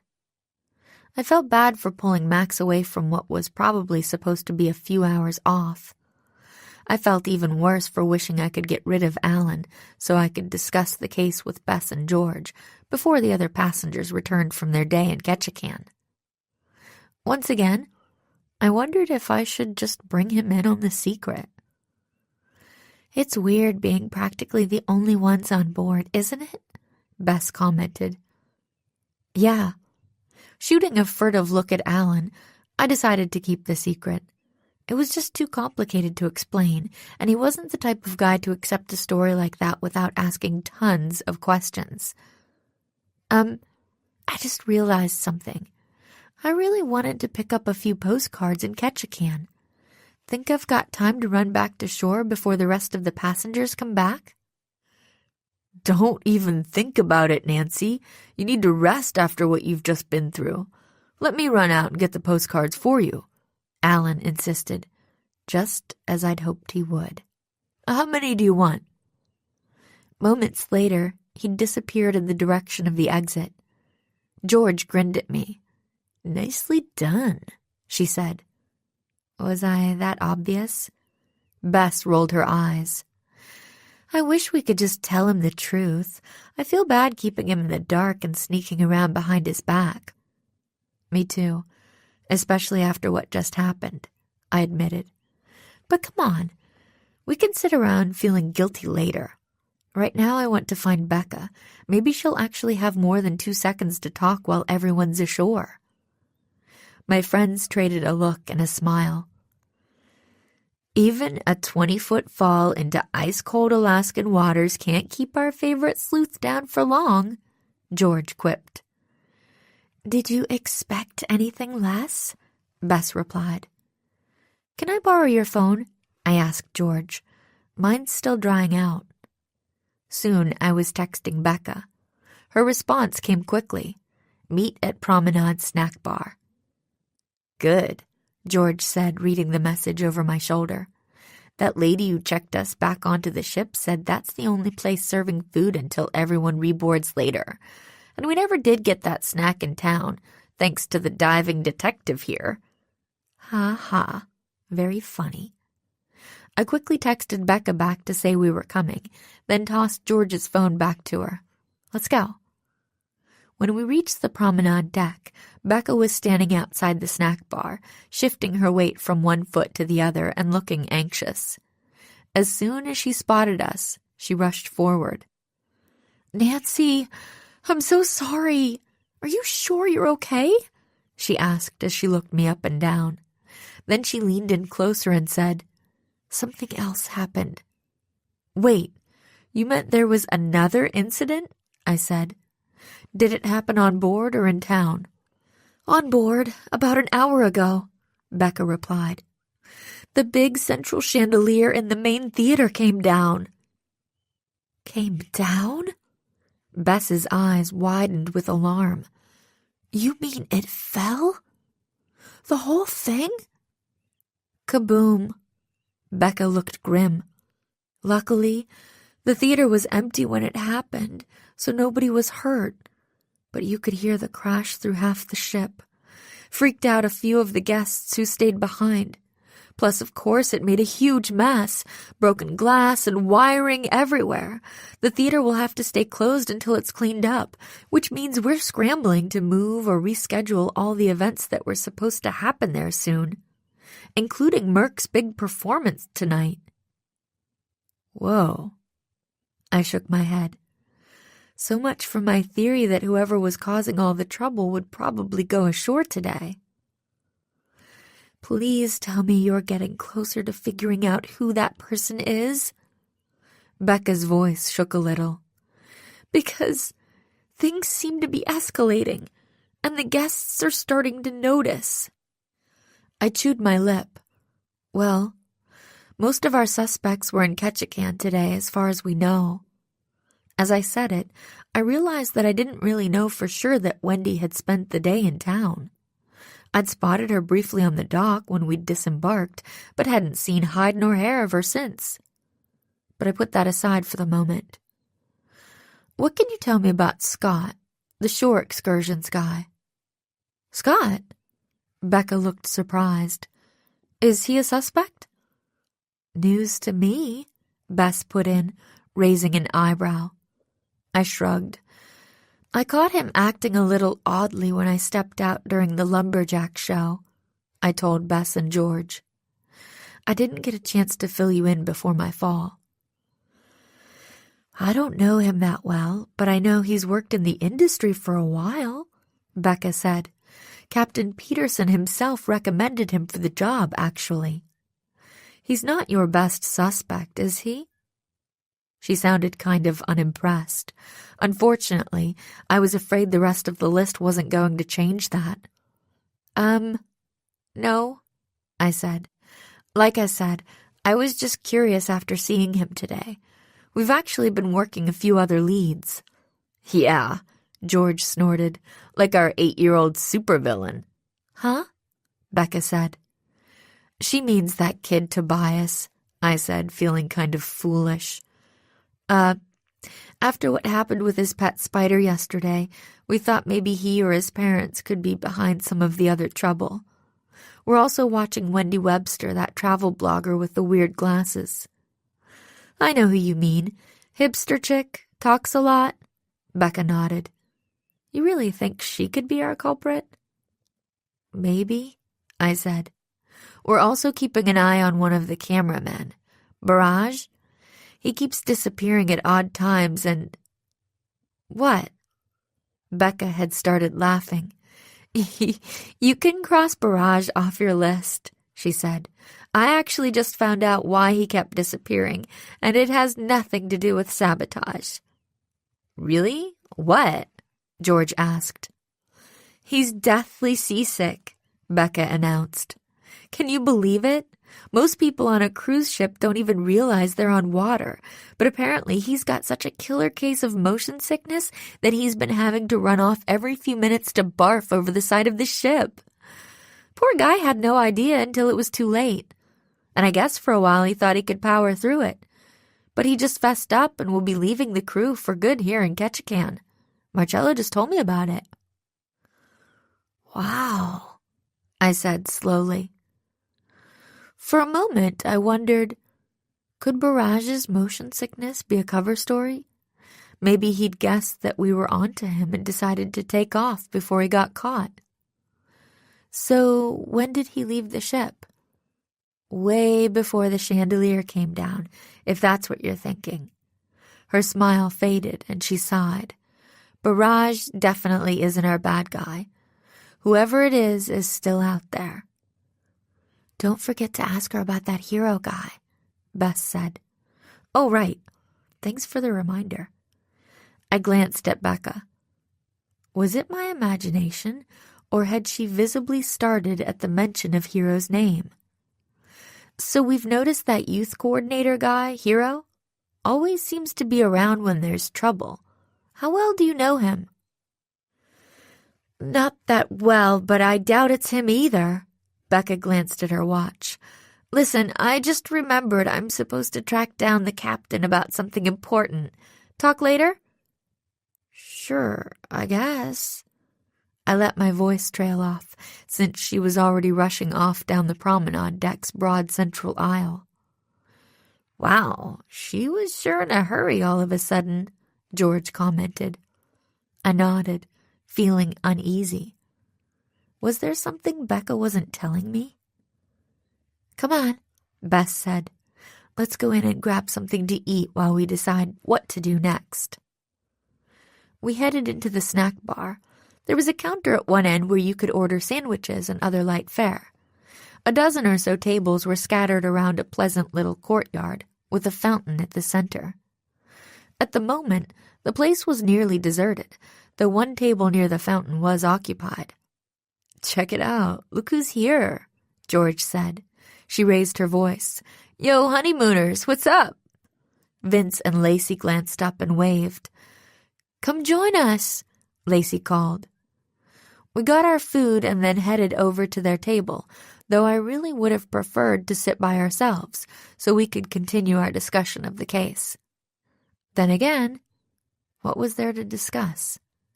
Our suspect list was pathetic. The saboteur was getting bolder and more dangerous with every stunt. And I was all out of ideas. So you three are back early, Vince commented as we sat down. Run out of things to do in Ketchikan? Something like that, I said, not really in the mood to discuss my accident. How has your day been on board? Pretty quiet? I wish. Lacey's hazel eyes widened. Did you hear about the chandelier? Yeah, we heard. I picked at my sandwich. Crazy, huh? It's a brand new ship after all. You guys didn't see anything or anyone suspicious around the time it happened, did you? George shot me a look. I could almost see the thought balloon over her head. Real subtle, detective. Luckily, Vince didn't seem to think the question was weird. We spent practically all day holed up in the gym.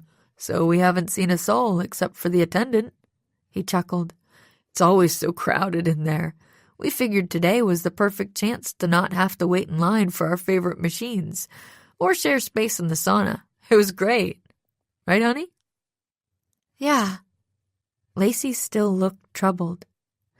Now I'm thinking we're lucky the elliptical machine didn't blow up or something. It's crazy how many things are going wrong on this ship. Maybe it really is cursed. I'm sure it's all simply a series of unfortunate coincidences, Bess said in her most soothing tone. It's just too bad it had to happen on your honeymoon. Definitely. Vince checked his watch. Hey, sweetie, we'd better roll. Iris made us an appointment to get massages before the crowds return, remember? We don't want to be late. Okay. Lacey stood up and smiled wanly at us. See you at dinner. Yeah. Vince slung an arm around her shoulders and grinned.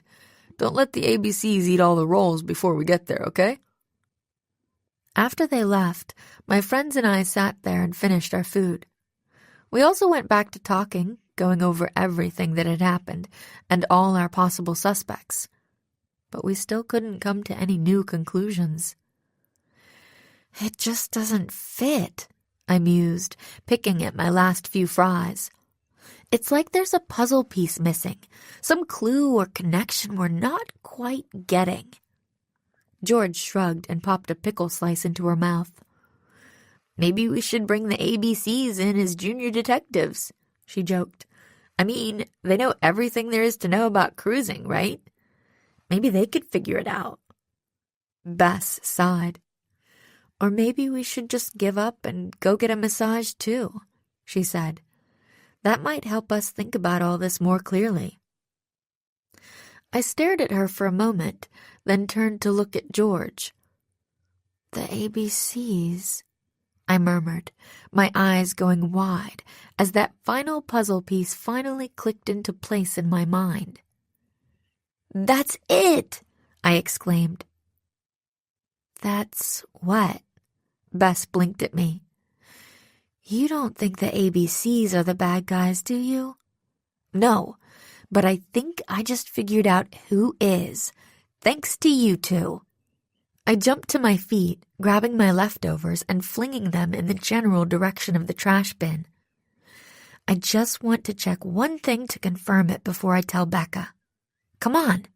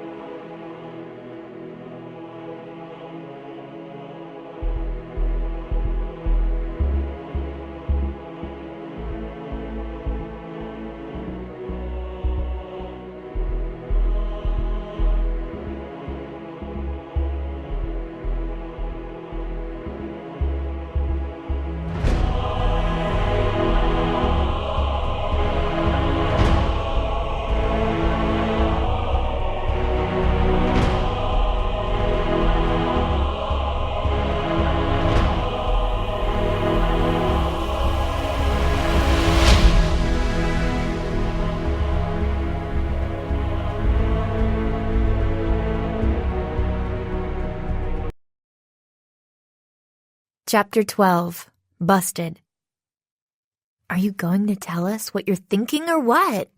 George panted as she raced through the halls at my heels. Yeah, spill it, Nancy, Bess added. In response, I just put on another burst of speed. There's no time to explain, I tossed back over my shoulder. If we hurry, we should be able to get this cleared up before the rest of the passengers come back. I could hear George grumbling under her breath, but I ignored it. Soon enough, we'd all know whether my new theory was right. Will you at least tell us where we're going? Bess asked. The gym. We rounded another corner, and here we are. I skidded to a stop at the glass doors leading into the ship's state-of-the-art workout facility. Pushing through, I was greeted by the mingled scents of sweat and talcum powder. The lobby was all glass, steel, and dark wood. A bored-looking young man in a silver-piped tank top was perched behind a counter, reading a muscle magazine. "Can I help you?" he asked, glancing up as we entered. "Yes, I have a question for you." I did my best to sound normal, like an ordinary passenger with an ordinary question. "Some friends of ours were here working out today, and I just need to know, did they stay here the whole time, or did they leave for a while and then come back?" "Friends of yours?" The attendant wrinkled his brow. "Who do you mean? The only person who's been in here all day is that guy." He jerked a thumb toward the large open gym area off to the left. Glancing over, I was surprised to see Mr. Hawaiian Shirt plodding along on one of the treadmills. That was kind of weird. He didn't exactly seem like the gym rat type. But I wasn't too interested in that just then. My heart was pounding as I leaned forward. This was even better than I'd thought. "Are you positive about that?" I asked the attendant. "Our friends Vince and Lacey weren't here a little earlier?" "Nope," he shrugged. "Trust me, I've been sitting here all day."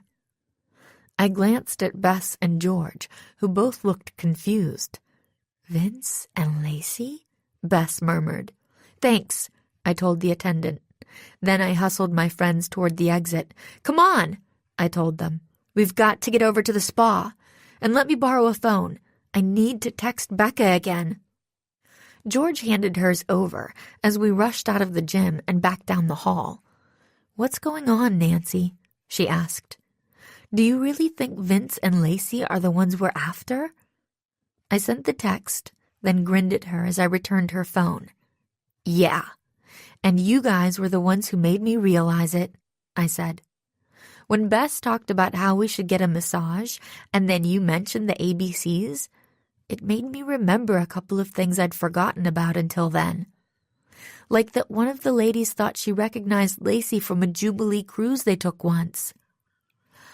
"I remember that," Bess said. "She said Lacey must have a sister who worked there." "Only what if it wasn't Lacey's sister, or just her doppelganger or whatever?" I said, jogging around a corner with my friends right behind me. "What if it was Lacey herself? The ABCs said the woman on the Jubilee cruise was her spitting image except for her hair and eye color, and both those things are easily changed." George gasped. "You mean you think Lacey worked for Jubilee?" "That's my guess," I said. "And there's our motive. Lacey, and probably Vince too, could be working undercover for Jubilee. What better way to sabotage their greatest competition, especially since everything on the Arctic Star is totally state-of-the-art?" Bess and George still looked kind of confused, but there wasn't any more time to discuss it. We'd just rounded another corner into the hall where the spa was located. Becca was already there waiting for us, along with Captain Peterson and a pair of beefy uniformed security guards. "Nancy!" Becca rushed forward to meet me. "What's this all about?" Captain Peterson strode forward as well. "Yes, I don't understand what's going on here." His voice was stern, but his eyes looked anxious. I guess all the trouble on his ship must be weighing on him, even more than it was on Becca. "I'll explain everything in a minute," I promised them both. "First, we need to get in there." I led the way into the spa. The front doors opened into a large, luxurious waiting room. There was a table at one end, where I guess the receptionist normally sat, though it was deserted at the moment. One side wall featured a large mural of a peaceful ocean scene. The other wall was lined with shelves, full of various spa-type products for sale. When we entered, Lacey was kneeling in front of the shelves, holding one of those product bottles. The cap was off, and she was watching as Vince carefully poured something into the bottle from an unmarked flask. "Hey!" one of the security guards blurted out. "What are you two doing?" Vince and Lacey looked up, somewhat shocked. Vince recovered quickly. "Oh," he said with his usual easy smile. "Sorry, you startled us. We spilled some of this lotion here, and we're just trying to fix it. Sorry. We'll pay for it, of course." "Yes, you will." I stepped toward them, gesturing for the security guards to come forward as well. Better grab that from him. The police will need it as evidence. Police? Lacey exclaimed, jumping to her feet as the guard stepped toward her and plucked the bottle out of her hand. She grabbed for it, but it was too late. We just said we'd pay. We didn't do anything wrong. Captain Peterson cleared his throat, looking confused. Exactly what is going on here? He asked me. I can't have my passengers harassing one another or... These particular passengers are on board under false pretenses, I broke in. I'm pretty sure they're the ones who planted that fake body on the first day, and they were also responsible for the crashing chandelier earlier today. Among other things, like tampering with the products in here. What'd you put in that lotion bottle, guys? Itching powder? Permanent dye? Or maybe something more deadly? The captain shot the pair a glance, a relieved expression flitting over his face. Well, innocent until proven guilty and all that, but perhaps we'd better examine the bottle and its contents and see what we can find. Vince and Lacey traded a glance. Their expressions had gone hard and wary. They clearly realized they were busted, and there was no way they were going to talk their way out of it. We're not saying another word until we speak to a lawyer, Lacey said, her voice steely. So much for her sweet and sensitive act. We'll sue for wrongful arrest. Vince sounded slightly hysterical. Our lawyers will put you and the entire company out of business. Yeah, that was your motive all along, wasn't it? I turned toward Becca and the captain. We're pretty sure they're working for Jubilee Cruises, I explained. They came on this cruise to sabotage it, to do everything they could to cause negative publicity and press for Superstar. One cursed voyage is all it takes, right? What? The captain exclaimed. So how did you figure it out? Becca asked me. I didn't even realize that Lacey and Vince were suspects. They weren't until just now, I admitted.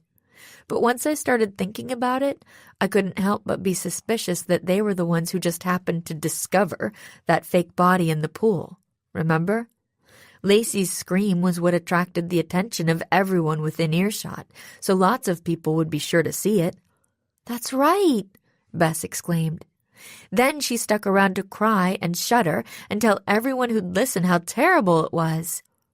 Lacey glared at her, then at me. You can't prove anything, she snapped. I ignored her and explained to the captain and the others about the ABC's comment at dinner the first night. And there was one other clue that helped me put things together, I went on. Something Bess said reminded me of it. See, when we ran into Vince and Lacey a little while ago, they said something about Iris scheduling a massage for them. That made me realize that Iris must be the maid assigned to their cabin. Iris? George frowned. You mean the same Iris we keep seeing in the hall outside our suite? I thought she was the maid for Tobias's cabin. No, Tobias's parents said she wasn't, remember? Bess's eyes went wide. Oh, now I get it. I smiled at her. Yeah, that bugged me when they said it, but I forgot about it until the massage thing came up. Iris didn't have any reason to spend so much time in our hall unless she was just snooping around the ship looking for trouble. When I found out she was Vince and Lacey's maid, I started to consider that maybe, just maybe, she was working undercover with them. Captain Peterson turned to one of the guards. Go find Iris and bring her to me, he ordered. As the guard hurried off, I continued explaining. I'm guessing Iris spotted that tarantula by chance the first time. Well, probably not chance exactly, George put in with a grimace. I bet Tobias scared her with it on purpose. Whatever, I shrugged. The point is, she must have told Vince and Lacey about it, and the three of them cooked up the idea to freak everyone out by planting it on the buffet. I'm guessing Iris sneaked into the cabin and stole the spider, and then one of the other two slipped it onto the buffet and just waited for the fireworks to start. Poor Hazel. Bess shook her head. She could have been hurt or killed. George shot her a disbelieving look. Are you seriously feeling sorry for a spider? What can I say? Bess shrugged. I'm an animal lover. I ignored them. Once I figured out the first two big pranks, the spider one and the body in the pool, it wasn't hard to guess how they might have pulled off some of the other stuff. Iris could probably get access to the temperature controls, so that explains all the hot and cold cabins last night. Any of them could have started the rumors about the crew not getting paid or sent Brock Walker that email thread. And of course, the happy honeymooners stayed on board while almost everyone else was gone, so it would have been relatively easy for them to mess with the chandelier, especially since we just confirmed that they weren't anywhere near the gym, where they claimed to be all day. Bad cover story, guys. George smirked at Vince and Lacey. You should have just said you were in your cabin all day or smooching on some deserted deck somewhere. You're supposed to be honeymooners. We would have believed it. Anyway, I continued, we didn't see them near the mini-golf course, but it wasn't that crowded up there. Any of the three of them could have easily sneaked in there at some point and rigged that moose's antler to fall on someone. Yeah, good thing Nancy has quick reflexes. Bess shuddered. She could have been killed. Wait a minute, Vince blurted out, sounding panicky. What moose? We didn't do that. And we weren't trying to kill anyone. Shut up. Lacey glared daggers at him. But Vince didn't even seem to hear her. He shoved forward past the security guards. No, seriously, he told the captain. I mean, okay, you caught us. I confess and all that. We're working for the vice president of Jubilee. He turned to look at Becca. He hates your friend Verity, by the way. Says she's a traitor to the company. But he still likes your grandfather. That's why we sent you that message. Yeah, Lacey spat out. Too bad you didn't listen. Wait, back up, I broke in. What message? You mean that threatening email Becca got before the cruise started? What threatening email? Captain Peterson put in, sounding confused. It wasn't supposed to be a threat, Vince protested. It was supposed to be a warning. We didn't want Becca to get mixed up in all this. More like you didn't want her to work for the competition at all, I said. Whatever, Vince shrugged. My point is, yeah, we did most of that stuff, okay? But we never tried to actually hurt anyone. So whatever this moose thing is you're talking about, we had nothing to do with that, I swear. Would you shut your big fat mouth? Lacey snapped. Or I'll shut it for you. All right. I think I've heard enough. The captain gestured to the guards. Take them into custody, and let's contact the local police. A few minutes of chaos followed. Vince pleaded for mercy, while Lacey called him every bad name in the book. My friends and I stepped back and watched as the security guards hustled them both out of the spa. The captain followed, his cell phone pressed to his ear and Becca at his side. Think Vince was lying about the moose thing? George wondered. Probably, Bess said. I bet he panicked when he realized that could be seen as, like, attempted murder or something. I shrugged, feeling troubled. Maybe. On the other hand, those loose bolts might have been an oversight like we originally speculated. I bit my lip. Anyway, I just realized something else. There's no way those two could have planted that note in my suitcase. But Iris probably could have, Bess pointed out. I guess. But why? She had no way of knowing I was there to investigate, and otherwise it's just too random. Whatever, George said. You solved the case, right? I mean, Vince just confessed right in front of us, so yay us. Now we can relax and enjoy the rest of the cruise. Just then, Becca stuck her head back in through the spa door. Are you three coming? She asked. The captain just called the Ketchikan police to let them know we're on our way. He wants you to come along and give your statements at the station. Coming, I said, doing my best to shake off the loose ends tickling my mind. George was right. we'd solved the case. Yay us. Later that afternoon, I took back my ship ID as the check-in woman smiled and waved me through. "Welcome back aboard, Miss Drew," she said. "Just in the nick of time." I thanked her, though my words were lost in the blare of the ship's air horn announcing our imminent departure from Ketchikan. Bess and George had stopped to wait for me just past the check-in, though Becca and the captain had hurried on ahead. "Well, that was fun," George said when I joined her and Bess. "When I heard we'd be going ashore at Ketchikan, I never thought I'd be spending so much time in the local police station." "You and me both," I smiled. We'd spent the past 2 hours at the precinct, giving our statements and answering questions from the captain and the cops. Vince and Lacey had been arrested along with Iris. It turned out my guess was right, and she was a Jubilee plant too.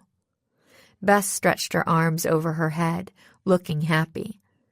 "So, now that we're officially on vacation, what do you want to do first?" she asked. "Should we go get our nails done? Or maybe check out some of the shops?" George made a face. "With all the activities they've got on this ship, that's what you want to do? Shopping and primping? You can do that stuff at home." "Before we do anything else, can we please get a snack?" I suggested. "Suddenly, I'm starving." My friends agreed, and we headed for the stairwell. Halfway to the next floor, we heard the sound of voices somewhere just above us. "Is that Becca I hear?" George commented. She didn't get far.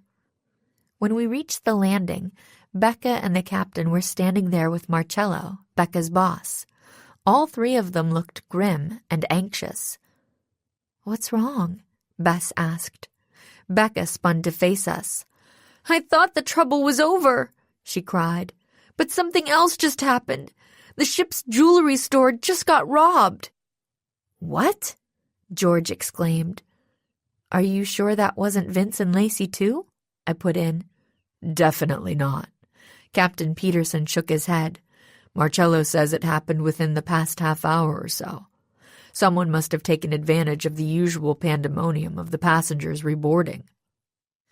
By the way he was talking to me, I guessed that Becca must have filled him in on who I was and why I was on board, though Marcello looked confused. "We'd appreciate it if you didn't mention this to anyone until we've had a chance to look into it," he said, obviously still taking us for ordinary passengers. "Of course," Bess told him. "I'd better go look into this," the captain said, rubbing a hand over his face and looking weary. He glanced at Becca and Marcello. "As you just said, we don't want this to get out to the passengers, so you two had better go do your thing and keep everyone happy. And distracted." Becca and Marcello nodded and dashed up the stairs to the Lido deck, with the captain right behind them. My friends and I followed more slowly. "Wow," Bess said. "What do you think of that?" George shrugged. "It might not mean anything much," she pointed out. "I mean, jewelry stores get robbed all the time, right? Maybe someone sneaked on board from the town or something." I bit my lip as those nagging loose ends crowded back into my mind. That note in my suitcase. The moose incident. The heated argument I'd overheard in the kitchen. And even some of the pre-cruise mischief, which none of the culprits had fessed up to at the police station.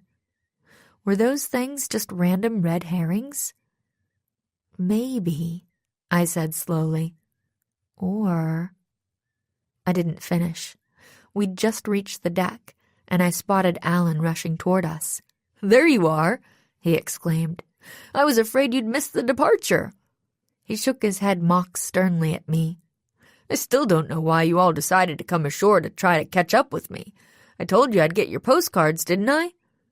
Bess linked an arm through his. "We know," she told him sweetly. "But we remembered some other shopping we wanted to do. That's why I texted you to say we were coming back to town. It's just too bad we never found each other." It was a pretty lame cover story for where we'd really been, but Alan didn't question it. As he started chatting eagerly about trying the ship's climbing wall or something, I traded a look with Bess and George, wishing we were free to continue our conversation. But it didn't really matter, because I knew we were all thinking the same thing. There was no way that Vince, Lacey, and Iris had robbed the jewelry store.